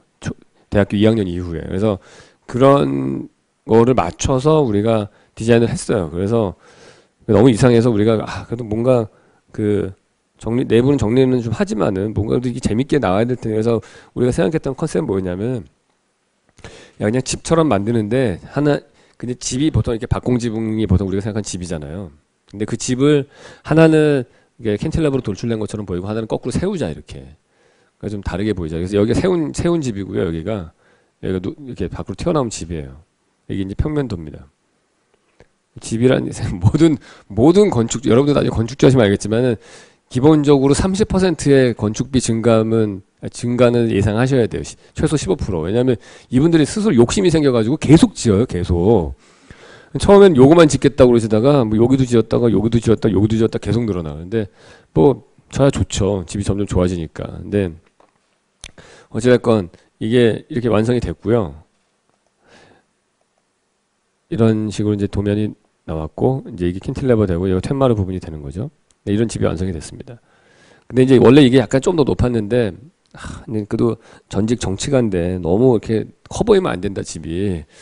가지고 지금 이걸 낮춰달라고 그래가지고 이제 좀 낮췄어요. 그래서 낮춰가지고 한 1m 낮춘 거고요. 원래는 여기가 이제 복층으로 높게 된 그냥 공간이었고 접견실 같은 거였는데 너무 아깝다고 이제 방이 작다고 2층에 서재를 만들어 달라고 그러시더라고요. 이제 서재를 만들고 봤더니 여기서 본 지붕이 너무 멋있는 거예요. 이게 목조 구조라서 프레임만 세우고 나서 나중에 벽을 붙였거든요. 그랬더니 지붕이 너무 멋있어서 결국에는 이 부분이죠. 거기 창문을 뚫자. 근데 창문 뚫으면 공사비가 증가한다고 건축 그 시공하시는 분이 난리를 치는 거예요. 그래서 트레이드를 했어요. 그래, 그러면 이게 박공지문처럼 튀어나온 건 내가 포기할게. 대신 창문만 뚫어다오. 그래서 맞바꿈을 해가지고 거기 창문을 하나 뚫었어요. 그런 과정이에요. 사실은 건축가가 힘들다는 게 뭐냐면은 그 예산 안에서 계속 막 그 감리가 되게 중요하거든요. 감리를 하면서 트집을 연락에 잡아요. 그다음에 그거 몇 개 눈 감아주고 뭐 하나 또 얻고 막 이래야 돼요. 그러니까 계속해서 그 물물 교환을 해야 돼요. 그 시공하는 사람하고. 근데 그런 작업 제가 얻어낸 겁니다. 이게 물물 교환으로 창문이. 그래서 창문으로 이거 만들고 안에서 봤을 때 이제 대청마루 같은 데서 보는 이런 것들이죠. 이게 좀 웃기는 거가 그 아까 마구각동이랑 되게 다르잖아요. 느낌이 예각들이 막 나오고 하니까 각들이 틀어지고. 근데 실제로 디자인할 때는 사실 그게 참 어려운데 하고 나면 각 틀어진 게 멋있어 이상하게. 사진빨은 받아요. 이렇게 보면은 되게 다이나믹해 보이고 특히 주변에 자연 경관하고 있을 때는 막 이렇게 좀 그렇더라고요. 딜레마예요 그게 진짜. 그래서 이제 정원의 모습이고요. 내부 모습들입니다.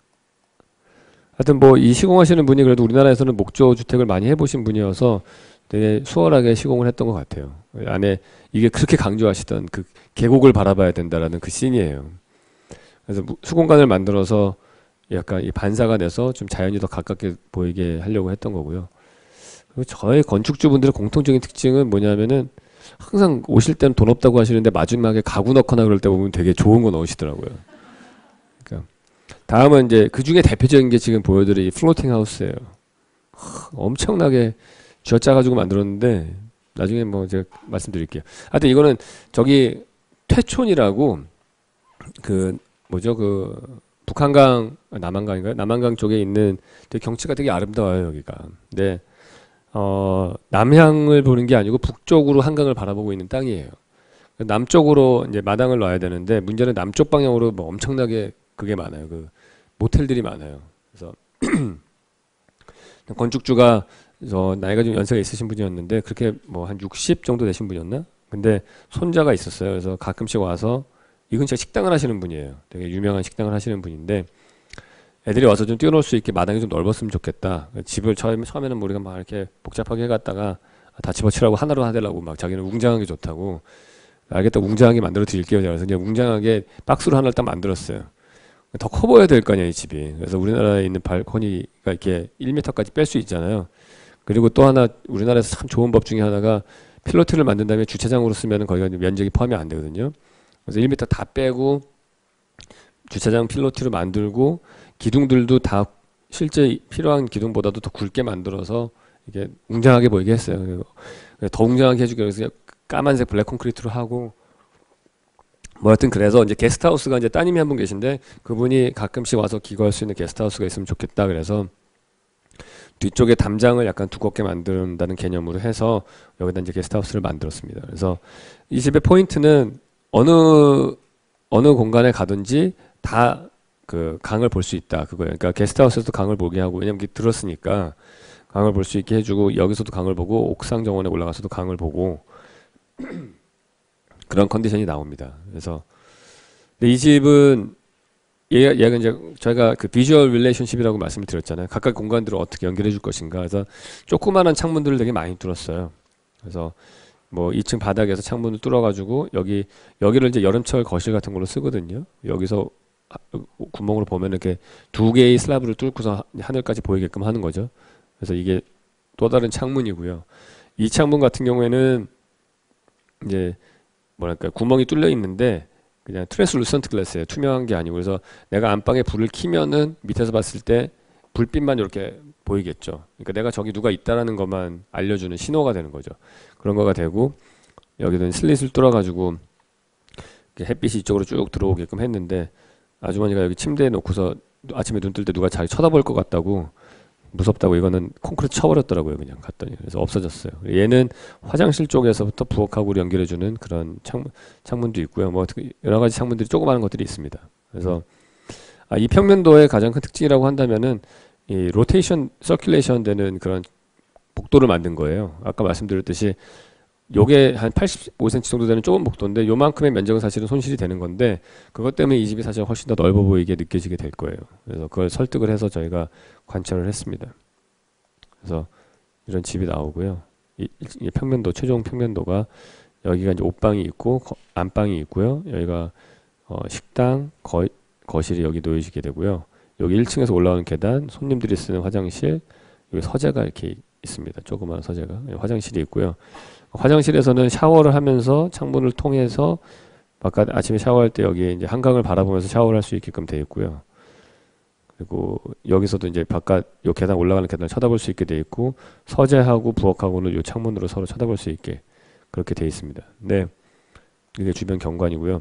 이 차를 갖고 오면은 뒤쪽 담장은 이렇게 벽처럼 되어 있어요. 근데 얘가 사실 타공철판이라서 이 따님 방 쪽에서 봤을 때 이게 남쪽이잖아요. 그래서 남쪽이기 때문에 얘는 불투명해 보이지만 방에 들어가서 보면 바깥이 보여요.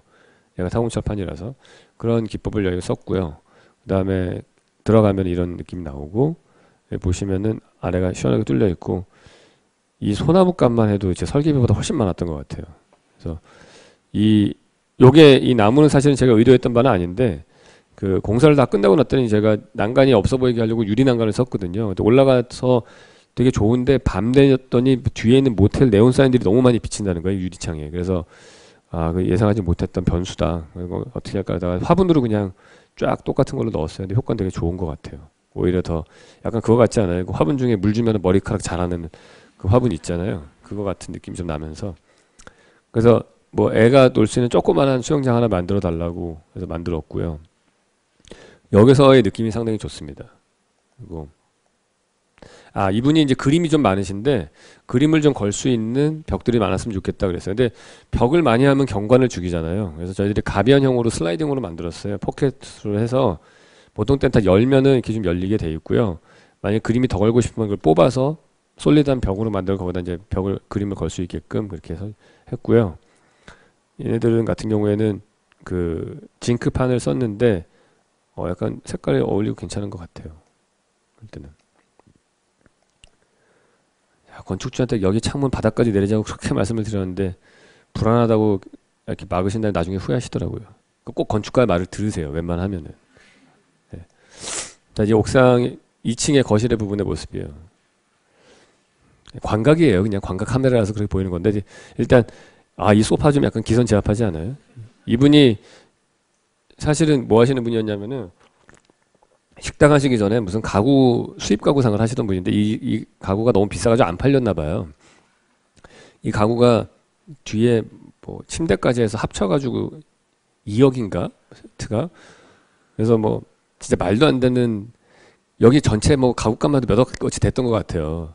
네. 근데 막 스케줄에 시달린 거 보면은 말도 못해요. 이 가구 꼭 써야 되니까 이거 해야 된다고 이거에 맞춰서 디자인 해달라고 그러고 부엌 가구를 일부러 덜컥 사놓으셨어요. 그래서 그 부엌 가구 맞춰서 부엌 디자인 해달라고 했더니 나중에 또 마음에 드는 다른 부엌 가구 나왔더니 또 사셨어. 그래가지고 그 전에 샀던 부엌 가구 1층으로 내리고 2층에 딴 부엌 가구 넣으시고 그래서 이거를 창고를 옆에다 사가지고 가구를 거기다 나눴는데 장마철에 막 곰팡이 생긴다고 빨리 완공해달라고 그래가지고 제가 이거를 가구가 들어오기 전에 사진이 찍고 싶었으나 그게 안 됐어요. 이미 2층 인테리어 할 때 1층 필로티에 가구들이 막 나와 있고 이래가지고 재미납니다. 이거 정말 너무 많이 설계를 바꿔가지고 이분이 이런 일화도 있어요. 막 제가 못하겠다고 대판 싸웠는데 이분 너무 화가 나셔가지고 저한테 막 그런 말씀하시라고 막 총으로 쏴주겠다고 저를 지금 그래서 저도 뭐 다시 안 볼 생각으로 대판 싸웠는데 나중에 보니까 진짜 총이 있더라고요. 그래서 이분이 남자 사장님이 전직 안기부 출신이셨어요. 그래가지고 나중엔 되게 사이가 좋아졌어요. 결론을 말씀해 해피엔딩으로 끝났는데 하여튼 되게 재미난 일화들이 많은 저를 힘들게 했던 왜냐하면 이게 제가 한국에 처음 와가지고 했던 작품인데 디자인을 했거든요. 근데 하고 난 다음에 착공을 하려고 했는데 점을 봤는데 이 도사님이 자기가 2년 동안 집 지으면 죽는다고 안 짓겠다는 거예요. 그래서 2년 동안 묵혔어요. 2년 뒤에 다시 왔는데 마음이 바뀌어가지고 또 이분도 또 풍수지리에 능하신 분이야. 그래가지고 뭐 여기다가는 수돗물을 쓰면 안 되고 이쪽으로 문이 나면 안 되고 뭐 하여튼 그런 가이드라인이 몇 개 있어요. 쫙 한 8개인가 쭉 있고 그다음에 제 관상도 보시더라고요. 이 사람 이놈이 설계를 해도 괜찮은 놈인지 뭐 그리고 막 다 보고 나서 그러고 나서 막 설계를 뭐 하던 10번도 더 바꿨던 것 같아요. 막 바꾸고 하다가 결국에는 저도 만족하고 그 건축주도 만족하는 안이 나온 거죠, 사실은. 그래서 해피엔딩인데 그러고 나서 힘들게 지어진 건물이에요. 그러다 중간에 이번에 공사비를 너무 아끼셔가지고 시공하시는 분이 도망갔어요. 골조만 맞추고서. 그래가지고 그 사장님하고 저하고 둘이서 마무리를 다 했거든요, 거의. 그때는 처음이라서 할 일도 별로 없어가지고 이제 열심히 했던 거죠, 저도. 하여튼 그래서 이제 이렇게 경치가 되게 좋아요, 여기가. 그래가지고 근데 이분이 이제 이거를 그만 사실까 생각을 하시고 매물 내놨는데 야, 본인이 지으셨던 것보다 몇 배를 더 부르시더라고요, 지금. 옥상 정원이 되게 경치가 좋죠, 여기가. 근데 이게 이 파라솔 되게 예쁘더라고요. 이태리에서 갖고 온 파라솔인데 이걸 피면은 뭐냐면 그거 있죠, 비닐 같은 거 치어리더들 이렇게 흔드는 거 만드는 거 그걸로 되는데 바람이 막 쫙 불면은 이렇게 보리밭 그 일렁이는 것처럼 되게 멋있더라고요. 되게 하여튼 소품이 좋아, 이 건축주분들이. 자, 다음은 주주동물원 제가 설명드릴게요. 주주동물원은 되게 재미난 프로그램이에요. 되게 사설동물원이에요. 이분이 옛날에 여기 낚시터를 하시던 분인데 낚시터를 하시다가 동물을 좋아해서 뭐 도마뱀이나 이런 것들을 몇 마리 키우다가 그 점점 커져가지고 파충류 동물원이 된 거예요. 그러다가 뭐 원숭이도 갖다 놓고 이러면서 점점 막 눈덩이처럼 불어난 거예요, 이 프로그램이. 그러다가 이제 이게 그 옛날 주주동물원 일산에 있는 건데 되게 무시하지 못할 게 정말 솔직히 죄송한 얘기지만 가면 시선 정말 허접의 극치예요, 진짜. 근데 너무 허접한데 거의 1년에 찾아오는 사람이 한 100만 명? 그러니까 거의 수도권에 있는 모든 초등학생하고 유치원생들은 다 가는 데예요. 그러니까 저는 거의 뽀로로급 건축가예요. 그러니까 거의 초등학생들은 다 아는 건물을 저는 설계한 사람인데 이게 뭐랄까요? 되게 재미나요. 섬 안에 있는 건데 이 프로그램이 악어 공연장하고 사자 공연장이에요. 지금 보시는 게 이제 사자 공연장이고 조금 전에 보셨던 게 이제 악어 공연장인데 이 동그란 게 컨셉은 아주 단순합니다. 뭐냐면은 이 건축주분이 나와서 저한테 요구하신 게 딱 하나였어요. 왜냐하면 아니 애들이 와가지고 도시락을 먹을 데가 없다는 거야. 이게 워낙 좁으니까 비가 오거나 햇빛이 쨍쨍 내리칠 때 다들 이제 도시락 싸갖고 와서 먹는데 어디 앉아가지고 도시락 먹을 데가 없으니 필로티를 좀 만들어 달라. 이상하게 제 건축주분은 필로티를 다 좋아하시더라고요. 이렇게 꼭 나중에 뭐로 쓸지 모르니까 일단 필로티를 만들어 달라는 거예요. 그래서 필로티를 만드는데 그냥 또 필로티 만들면 좀 안 예쁘잖아요. 그래서 제가 설득을 했어요. 뭐라냐, 아이들은 작으니까 앉아서 밥 먹을 때는 경사가 져도 되니 보시면 이 다이어그램 보시면 알 것 같아요. 요거거든요. 그러니까 그냥 굳이 이걸 다 뛸 필요 없이 이렇게 조그만 데도 앉을 수가 있으니까 이렇게 극장의 경사가 있으니까 그 경사에 맞춰서 기울기를 만들자, 이렇게 말씀을 드렸어요. 그래서 설득을 해서 이게 이제 이런 모양이 나온 거가, 이게 높이가 다른 이유가 뭐냐면은 이 섬이 모양이 불규칙하거든요. 근데 경사는 사실은 되게 그 극장 관객의 경사는 똑같잖아요. 좁은 데는 조금 올라가다가 극장 의자가 끊어지고 먼 데는 좀 많이 올라갈 거 아니에요. 그러면 이제 많이 올라가는 부분은 이렇게 높아진 거고 이런 데는 이제 좁은 거예요. 가운데 그 스테이지를 가운데로 기점으로 해서 똑같은 방법으로 하나는 곡선형으로 하나는 직선형으로 만든 겁니다. 그래서 내부에 보시면은 좁은 데는 요만큼밖에 안 올라가고 긴 데는 이만큼 올라가는 거죠. 이게 이 부분이 아까 보셨던 크게 올라간 부분이 되는 거예요. 그래서 여기 보면은 막 악어들이 막 다니잖아요, 이렇게. 근데 이것도 파란만장해요, 진짜. 가서 막 이제 빈 땅에 가서 이제 설계를 할 때 막 설명을 들어. 여기가 막 악어 공연장인데 악어들이 정말 이렇게 낮잠 자고 있는 게 있어요. 근데 악어들이 코앞에 있는데 높이가 한 30cm밖에 안 되는 턱밖에 없거든요. 근데 거길 자꾸 저를 끌고 가는 거예요. 악어 구경시켜 준다고. 근데 얼마나 무서워요. 근데 괜찮대. 악어들은 자고 있다는 거야. 너 언제 깰지 어떻게 하라고. 근데 또 그 무서운 게 그 소개해 주시는 분이 한쪽 팔이 없어. 의수를 차고 계세요, 그 사장님이. 거의 뭐 후쿠선장 분위기가 나는 거잖아요. 근데 그분이 이제 저거예요. 그 베트남 상위 용사시거든요. 그래서 근데 그런 분이 자꾸 끌고서 가는데, 하여튼 건축가가 진짜 감정 노동자예요. 그런 걸 다 견뎌야 되는 거야, 그런 것들을. 그래서 이제 우여곡절 끝에 나온 거예요. 공사비는 뭐 그렇게 비싸지 않게 들여 싸게 해서 지었는데요. 저는 기대를 많이 하지 않았는데 이거를 다 거푸집을 쫙 다 짜가지고 만드시더라고요. 그 건설사에서. 저는 대충 사실 이거를 바깥을 그 마감재를 드라이브-트루 한 이유가 뭐냐면 이분이 이게 분명히 이거 시골에서 그 시공업자가 대충 해가지고 볼만하지 못할 것이다. 그래서 그거를 스티로폴로 이제 나중에 덮어서 그 곡면을 어느 정도 이제 컴프로마이즈를 하려고 했던 건데 의외로 이분이 너무 열심히 하셔가지고 되게 멋있게 나왔어요, 진짜. 근데 가지고 이걸 노출로 그냥 할까 막 이런 생각도 잠깐 했었어요. 근데 내단열을 하면 너무 이게 면적이 쩍 줄어들어가지고 어쩔 수 없이 다시 이제 외단열을 했는데 어쨌든 그런 작품입니다. 그래서 초창기 시절 작품이죠. 그래서 또 다른 초창기 시절 작품 이제 저희 홍익대학교에서는 재미난 게 뭐냐면은 그 공주시하고 MOU를 체결해가지고 마을회관을 몇 개씩 디자인을 해요. 그 교수님들이 저희들이 계획 설계 같은 걸 하고 공사 감리만 하는 게 있는데 이건 이제 그 마을회관 시리즈 중에 하나입니다. 이게 저도 한국에 와가지고 일거리 없던 시절에 했던 건데 그 시절에 재미난 게 뭐냐면 그 마을회관이 사실 주택이랑 똑같아요. 할아버지 할머니들이 사는 주택인데 이분들이 시골에 가면 할머니 할아버지 젊은 사람들이 거의 없잖아요. 그래서 겨울철에 난방비도 아낄 겸해서 거의 여기서 그냥 길거를 하시고 생활하시고 그럽니다. 근데 이게 이제 제가 논 옆에 있었거든요, 땅이. 그래서 그 화가의 집 때 써먹으려고 했다가 못했던 그거 사실 그때 진짜 프로젝트였다 안 지어졌는데 여기 써먹었어요. 논이 있는데 논 옆에 레벨을 맞춰가지고 그 마을회관을 높이를 조정을 해서 여기서는 봤을 때는 햇빛이 비치는 물처럼 보이다가 이제 잔디밭처럼 됐다가 논이 자라면은 좀 이렇게 볼륨메트릭하게 보였다가 겨울철 되면 되는 뭐 이런 컨셉이었습니다. 그래서 논이 있고요, 중정을 만들고 할머니 방, 할아버지 방, 그다음에 회의할 수 있는 방 뭐 이렇게 하고 방송실, 부엌, 뭐 화장실 각자 뭐 이렇게 놓여져 있는 거예요. 아이고 사진이 잘못 들어갔네요. 그래서 이제 이렇게 이제 마을회관이 만들어졌어요. 근데 제가 여기서 배운 건 뭐냐면은 이제 마을회관 논 보고 너무 좋을 것 같잖아요.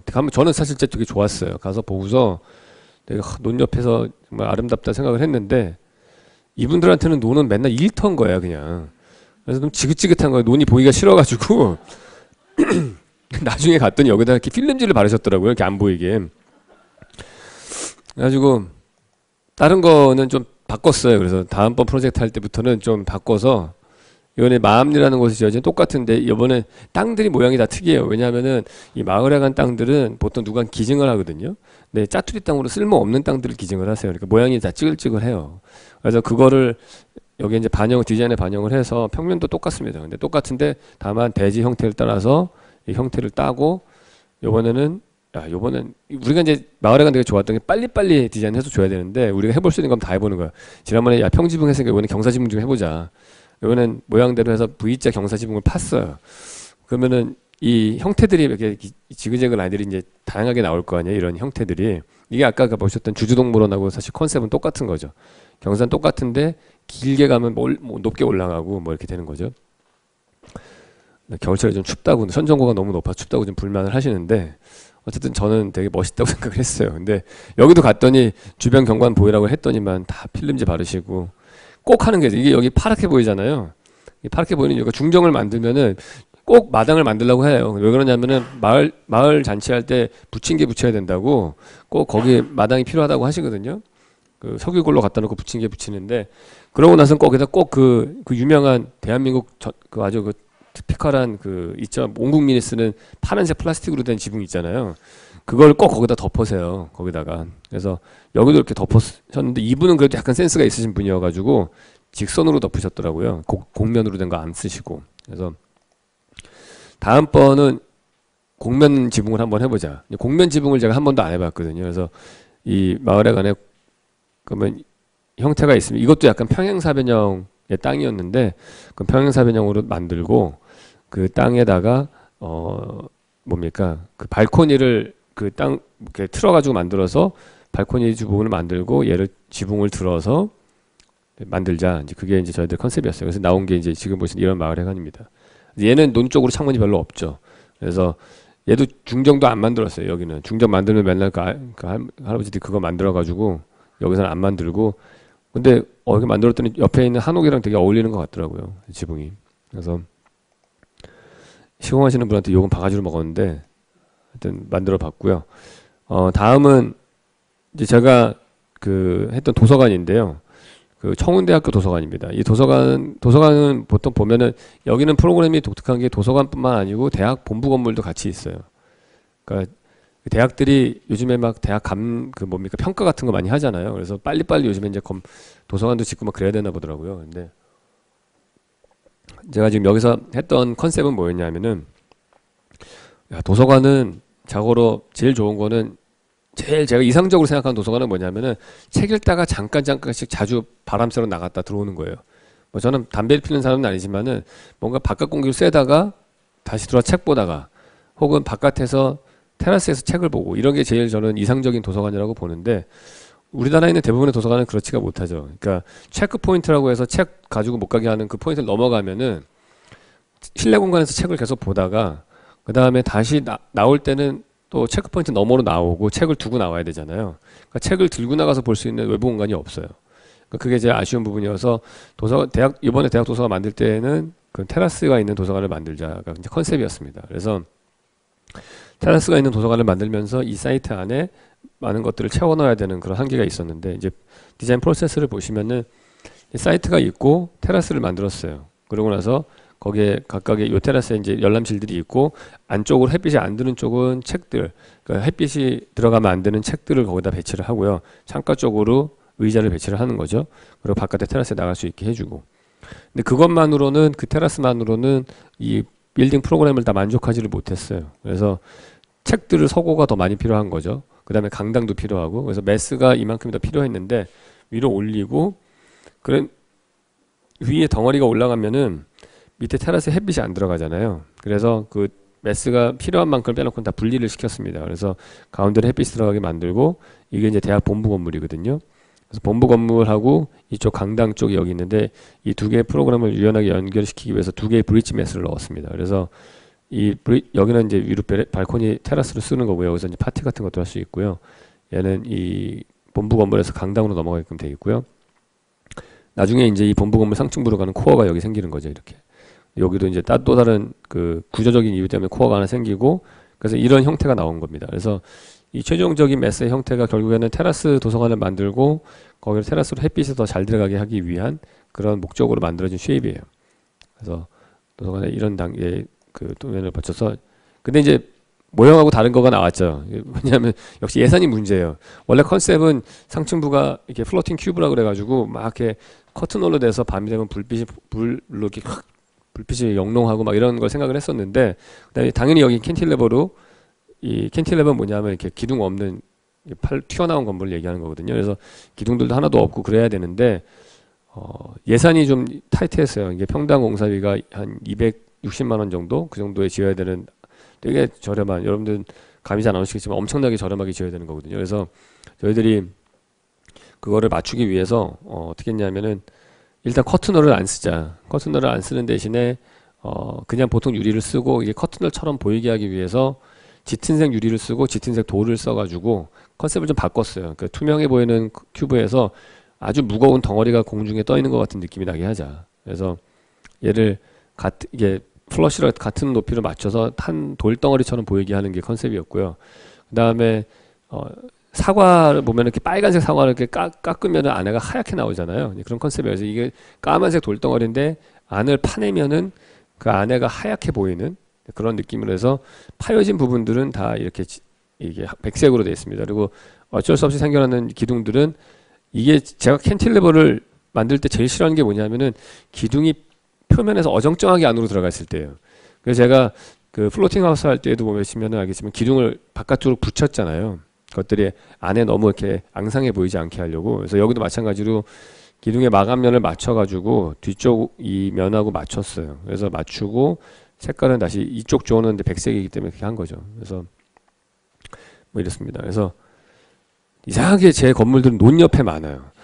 그래서 저도 좀 도시에다 좀 지어봤으면 좋겠는데 정말 뭐 건물 지으면서 옆에 사람들한테 민원도 좀 받고 뭐 이랬으면 좋겠는데 별로 그런 사이트가 별로 없어요 지금까지는.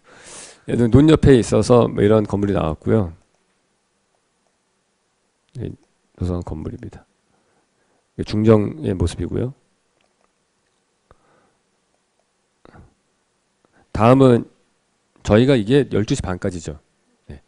다음은 이제 클럽하우스를 보여드릴게요. 이거는 그 퍼블릭 클럽하우스였는데 땅이 되게 좁았어요. 그래가지고 아 이것도 한 파란만장한 프로젝트예요. 이것도 이게 좁은데 여기다가 프로그램을 다 집어넣으면 이렇게까지 많이 필요한데 이거를 다 넣으면 너무 답답하니까 이 중간을 잘라주고 이 덩어리들을 관통해 보이게끔 해서 이런 걸 만들자. 이게 저희들의 컨셉이었어요. 네. 원래 컨셉은 사실은 되게 쉬크한 하얀색 덩어리들이 이렇게 네 개가 딱 떨어지고 이렇게 막 한쪽 하나는 네모나고 뒤로 갈수록 점점 분절되는 그런 거였거든요. 제가 깜빡이 그 투시도를 안 갖고 왔는데 그걸 하고 이 당시에는 이제 저희 사무실이 초창기여가지고 계획 설계만 해주고서 빠지고 실시 설계 감독만 제가 하고 그다음에 공사 감리를 제가 안 했어요. 그래서 그게 이제 패착수입니다. 공사 감리를 실제로 디자인한 사람이 안 하면 완전히 프로젝트 산으로 가는데 그 대표적인 사례예요, 이게. 왜냐하면은 그렇게 했더니 이분이 뭐 그 건축주분이 예산이 부족하다고 뒤쪽에 하나 지어진 것들을 건물 하나를 아예 없애버렸어요. 그냥 안 지었어요. 그리고 돈 없다고 약간 사이즈를 좀 줄인 거예요. 그러니까 프로포션이 바뀌죠, 이렇게. 그러니까 덜렁 세 덩어리만 남았는데 이게 막 땅땅한 그런 이상한 건물이 나온 거예요. 그래서 자기들이 봐도 정말 너무너무 이상했는지 나중에 저를 부르더라고요. 공사 중간에 골조가 거기까지 끝난 상태에서 너무 기가 차가지고 이거는 정말 제가 그 회장님한테 그 뭡니까 딱 한 페이지짜리 보고서를 하나를 보내드렸는데 뭐냐면은 왼쪽 사진에 되게 패션쇼 어떤 여자 모델 사진 하나를 근사하게 하나 딱 넣고요. 키 큰 한 180 정도 되는 여자.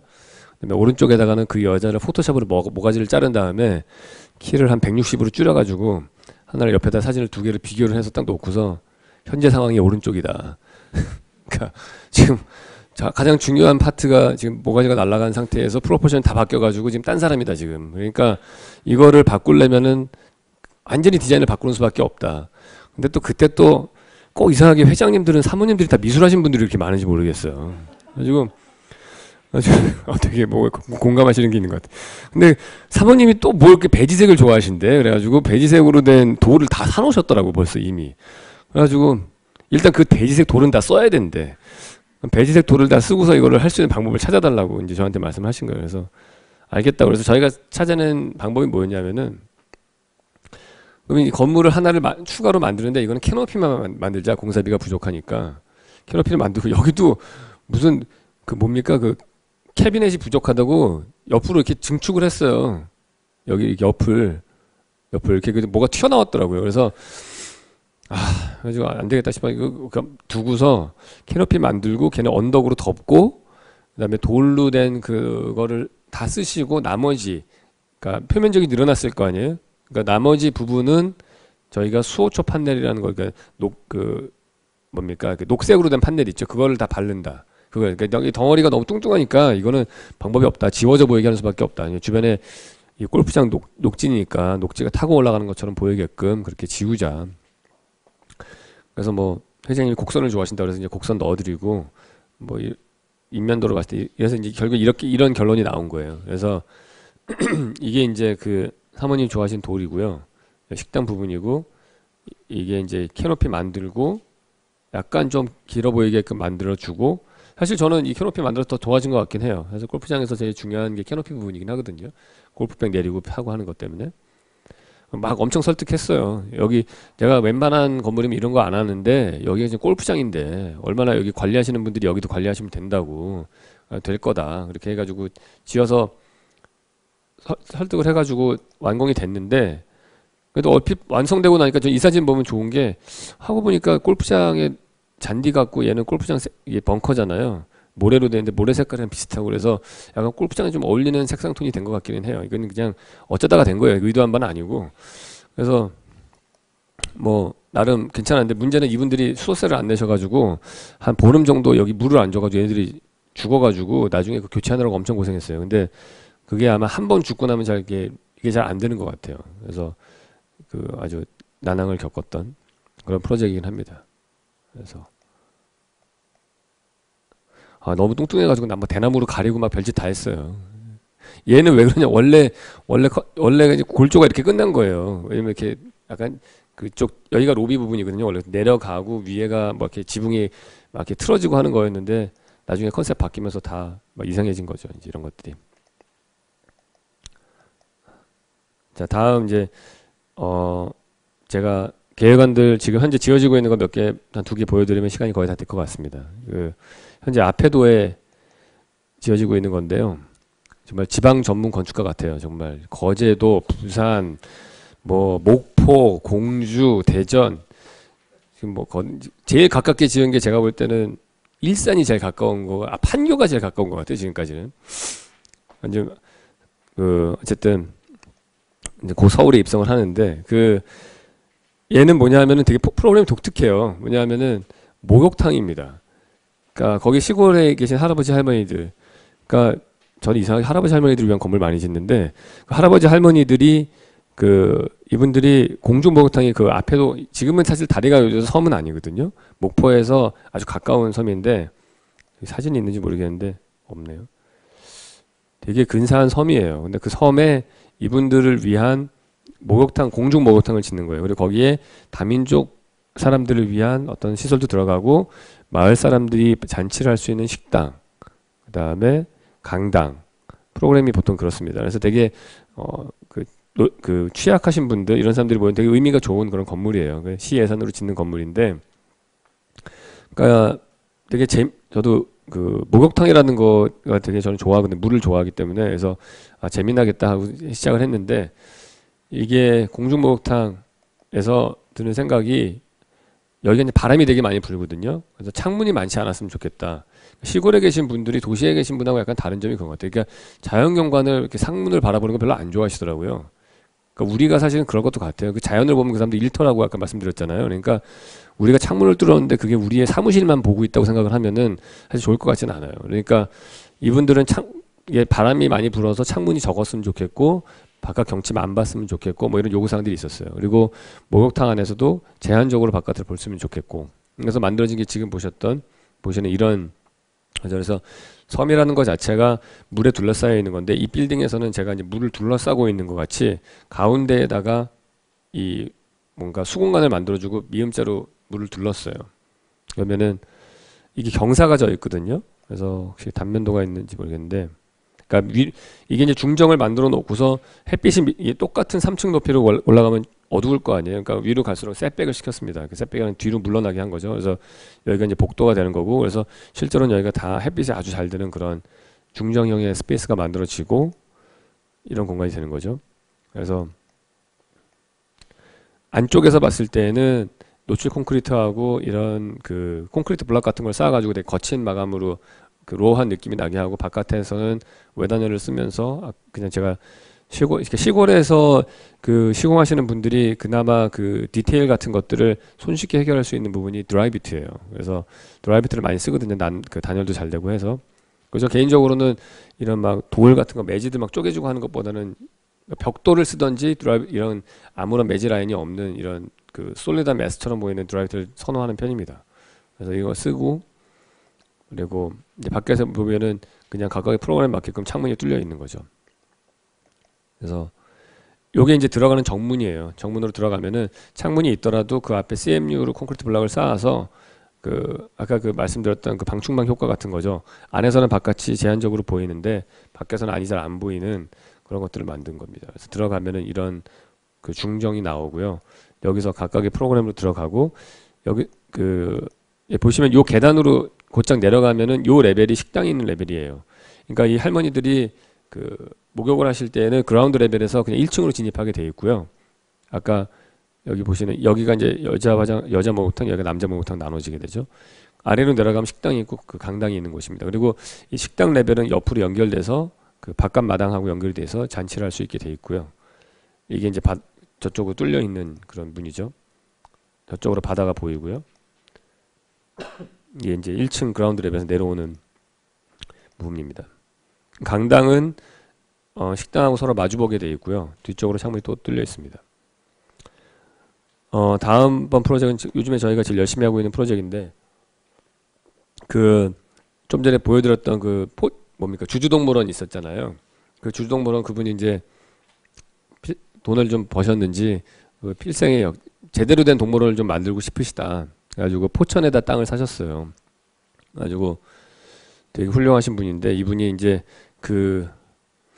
뭡니까 땅을 사가지고 여기다가 그 동물원하고 펜션하고 숙박 같은 것도 교육시설, 뭐 동물에 대한 교육 같은 것도 할 수 있고, 뭐 이런 실습도 할 수 있고 이런 것들을 만드는 거죠.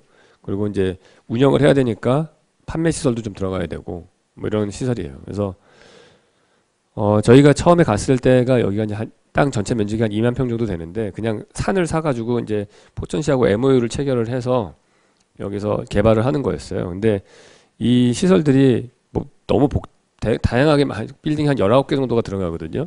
근데 그 19개 다른 프로그램은 저희가 그 관계를 중요시하는 거가 여기서 되게 뭐랄까요, 핵심적인 그 아이디어가 뭐냐면은 지금까지 관계는 지금 사람하고 사람하고의 관계만 주로 포커스를 맞췄다면은 혹은 이제 사람하고 자연이잖아요. 여기는 동물원이라는 그런 프로그램 때문에 사람하고 자연하고 동물하고의 관계가 되게 중요한, 특히 인간과 동물이 어떤 관계를 맺을 것인가 공간에서 그런 것들이 주요 핵심 그 어젠다가 되는 그런 디자인입니다, 이게. 그래서 지금 보시는 것처럼 이 까만색으로 되어 있는 부분들이 이제 실제 건물들이 들어가는 쪽인데, 이 뒤쪽으로는 이게 이제 큰 길이 앞에 지나가고요. 여기도 마찬가지로 식당들이나 이런 것들이 난잡하게 개발이 된 거예요. 근데 건너편에는 되게 엄청나게 아름다운 산이 있습니다. 그 산정호수 쪽 산이 보이거든요. 몽베르 시스도 보이고.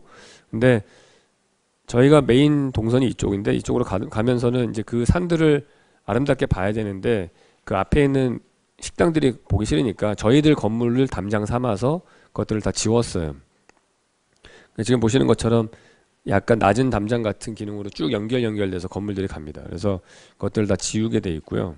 그다음에 장애인들이 다 쉽게 다닐 수 있게 돼 있고, 핵심적인 것들만 보여드리면은 뭐 극지동물관이다 그러면 여기에 뭐 물개, 바다표범, 펭귄 이런 게 들어가는데 이런 것들이 공연도 할 수 있고 사람이 구경도 할 수 있어요. 뭐 예를 들어서 이런 거예요. 그러니까 공연하는 거가 있으면 여기서 보고 이 물개들이 이제 좁은 공간에서 있는데 그 답답해 보이지 말아야 되잖아요. 그러니까 얘를 도너스 형태로 공간을 만드는 거예요. 그러면 거기를 뺑글뺑글 돌면은 얘가 무한대의 공간을 다니는 것처럼 느껴질 거 아니에요. 그리고 또 다른 루트로 다 갔다가 또 오면은 또 잊어먹고. 그러니까 제가 아까 그 플로팅 하우스에서 그 뺑뺑이 도는 그 복도 만든 거랑 사실 컨셉이 똑같은 거죠. 그래서 내가 A에서 B로 갈 때 거기서 다른 루트가 있을 때 사람들이 좁게 안 느끼는 것처럼, 그래서 여기 보시면은 그런 공간 다니고 내가 동물을 보고 동물을 둘러싸서 보기도 하고 어느 공간에 가서는 동물에 둘러싸여서 보기도 하고 그 수공간 안에 들어가서, 그리고 위에 있는 사람하고도 이거는 그냥 이 사육사를 쳐다볼 수도 있고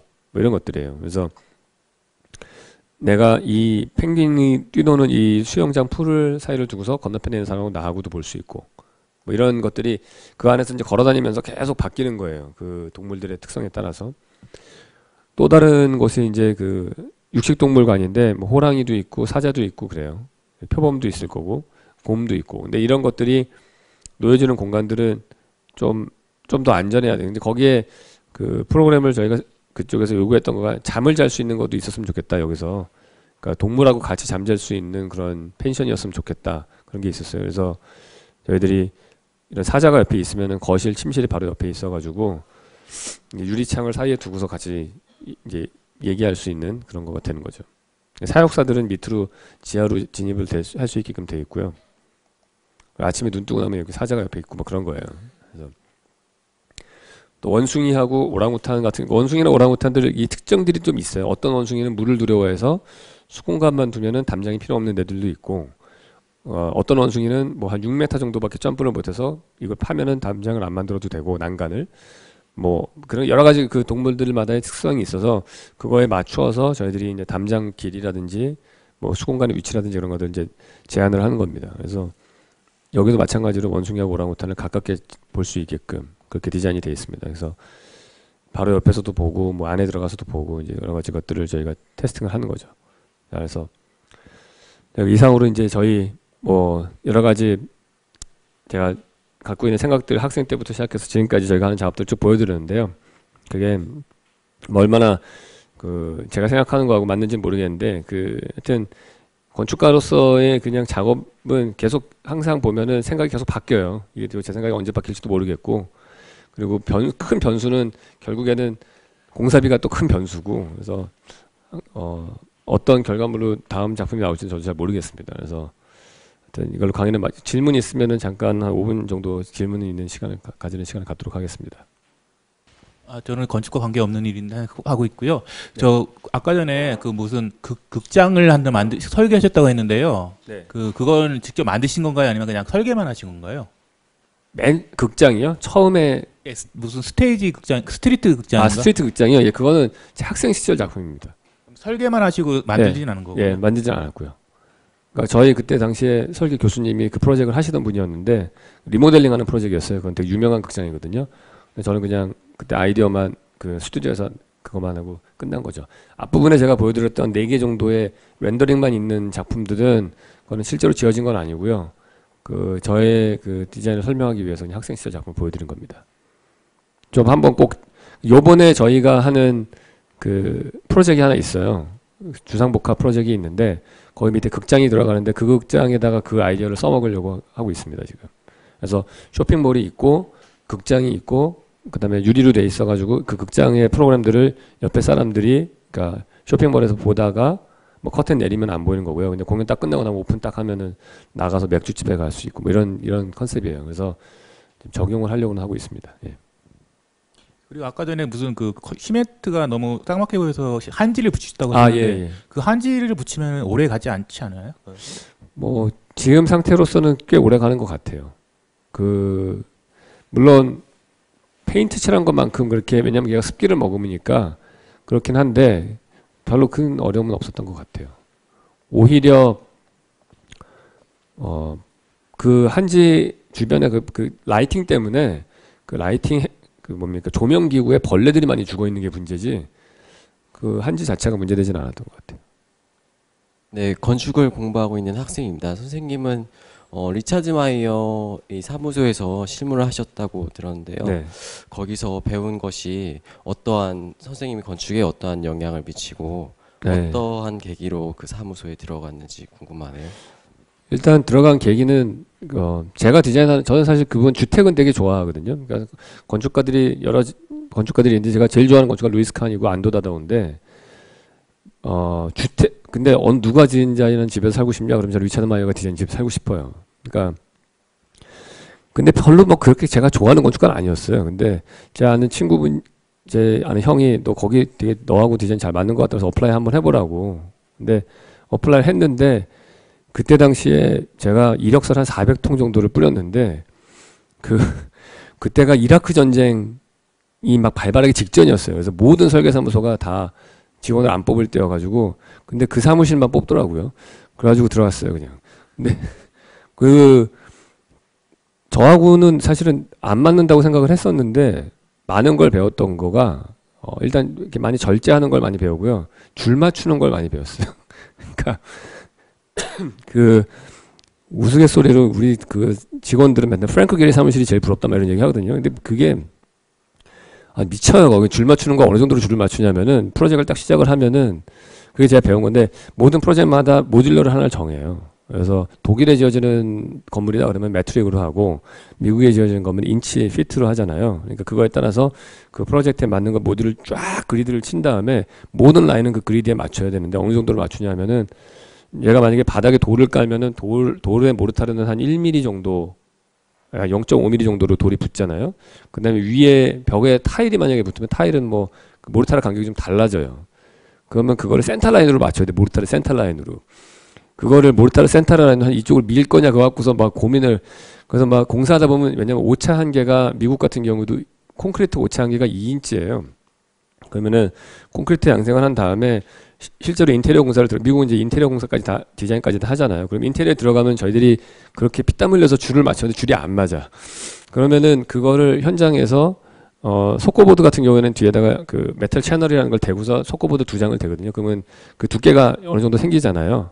근데 그거를 그 오차 한계를 저희가 어저스트 한다고 그러죠. 그 맞추기 위해서 거기는 뭡니까 다른 그 이름 잊어먹었네. 뭐 스토커 같은 거를 바른다든지 뭐 그걸로 해서 갈아가지고 면을 맞추고 뭐 이런 작업들을 하는데 이제 그런 나중에는 정말 약간 그 영화 보시면 적과의 동침에 나오는 그 나쁜 남자 있어요. 막 수건 걸어도 막 줄 맞춰야 되고 막 컵도 막 줄 맞춰놔야 되고 가면은 그렇게 돼요. 막 강박관념이 생겨서. 근데 그런 것들은 저는 약간 저도 원래 약간 그런 과였는데 더 심해진 것 같아요. 거기 나온 다음에.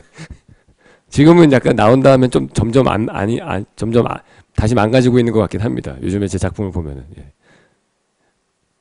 안녕하세요. 저는 광고 쪽 일을 하고 있고요.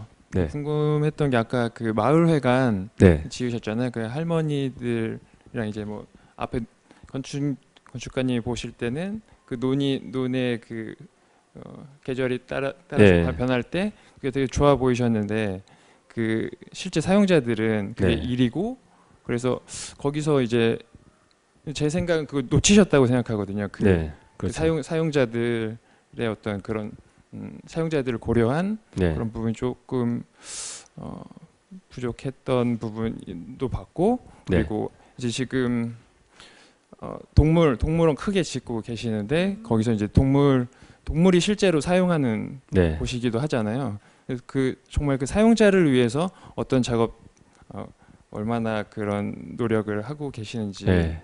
하고 계시는지 뭐 건축가의 한계인 것 궁금하네요. 같아요. 제가 볼 때는 사실은 동물을 제일 좋은 거는 프리윌리 해야죠. 제가 사가지고 풀어줘야죠. 그게 제일 좋은 건데 아마 그 주두동물원 때도 그랬고 주두동물원 그거 지었는데 뭐 환경단체에서 난리가 났었어요. 동물이 무슨 뭐 그런 식으로 동물원을 이렇게 구경하고 하는 거가 환경단체에서 되게 싫어하거든요. 요즘에 추세가. 아마 주두동물원 포천 같은 경우도 이렇게 나오면은 되게 난리 날 거예요. 왜냐하면은 다른 해외 동물원에 비해서 수량이 되게 부족해요. 근데 이 사람들은 되게 이 운영비와 이런 걸 계산을 했을 때 이 정도 이상의 물을 쓰면은 일단 그 비싼 독일제 뭐 이런 정화하는 기기를 쓸 수도 없고 그러다 보면은 물이 녹조 현상이 생기기 때문에 자주 갈아줘야 되는데 그 방법밖에 못 쓰는데 그러면은 물을 갈 때마다 돈이 들어가기 때문에 이 사람들은 최소한의 물의 양으로 그거를 찾아야 되는 거예요. 그러니까 결국에는 아무리 잘해봤자 본전도 못 찾을 게 뻔합니다. 이 생태 하시는 분이 이런 분들이 오면은 동물한테는 되게 안 좋은 거고 또 뭐 너무 협소하고 뭐 지적들을 많이 할 거예요. 근데 동물을 운영하시는 분 입장에서는 또 그런 얘기도 해요. 아까 막 펜션 옆에 자는 것도 동물한테는 되게 안 좋은 걸 수 있다. 불빛을 계속 봐야 되니까. 그것도 분명히 얘기가 나올 거다. 여러 가지 이제 우리가 회의하면서 얘기가 나오는데 좀 안 좋은 얘기지만은 야 그냥 노이즈 마케팅이다. 그쪽에서는 오히려 더 좋아해요. 그러니까 야 이렇게라도 안 좋게라도 때리면은 자기네들은 손님이 더 온다는 거야. 그래서 그 건축가 입장에서는 뭐 거기서 저는 도저히 이런 분하고 일을 못 하겠어요. 저는 펜을 꺾겠습니다. 그럴 수는 없고요. 저는 그런 의로운 사람이 아니에요. 저는 되게 기계주의자이기 때문에 일단 일 주면 합니다. 그래서 저는 김정은이가 저도 할 것 같아요. 제가 볼 때는. 근데 뭐랄까요. 그런 부분들은 결국에는 모든 사람들을 만족시키긴 좀 어려운 것 같아요. 근데 건축가가 감정 노동자라고 했던 거는 결국에는 제가 갖고 있는 한도 내에서 최선의 그 안에서 뭐 30평밖에 안 되는데 그 안에서 그나마 최선의 걸 찾아내는 거. 그게 저는 건축가의 역할이라고 생각을 해요. 그러니까 저희 아버지가 직업이 신문 기자셨어요. 근데 저희 사춘기 때 제가 건축가를 가야겠다 생각을 한 가장 큰 이유가 뭐냐면은 신문 기자라는 직업을 되게 싫어했어요. 왜냐면 뭐만 하면 맨날 딴지를 걸어 그렇게. 그러니까 아니 저 사람은 자기가 직접 해보지 그렇게 잘났으면은 그게 제 아버지에 대한 반감이었어요 어렸을 적에. 그러니까 그럼 네가 해라 그러면은. 근데 그러니까 건축가라는 직업이 사실은 제가 마음에 들었던 건 뭐냐 하면은 욕은 먹는데 그래도 뭘 하는 사람이잖아요 우리는. 그리고 이거가 지금 완벽하지는 않더라도 시간이 지난 다음에 이게 좀 더 완벽하게 바뀔 수도 있는 여지도 있고. 그러니까 그런 면에서 건축가라는 직업이 저는 마음에 들었다고 생각을 해요. 그래서 근데 그게 사실 짜증 나죠. 진짜 누가 옆에서 딴지 걸고 그러면은. 그러니까 그런 걸 견뎌야 되는 직업이라는 게 참 힘들기는 한 것 같아요. 제가 볼 때는 건축가라는 직업이. 네, 감사합니다.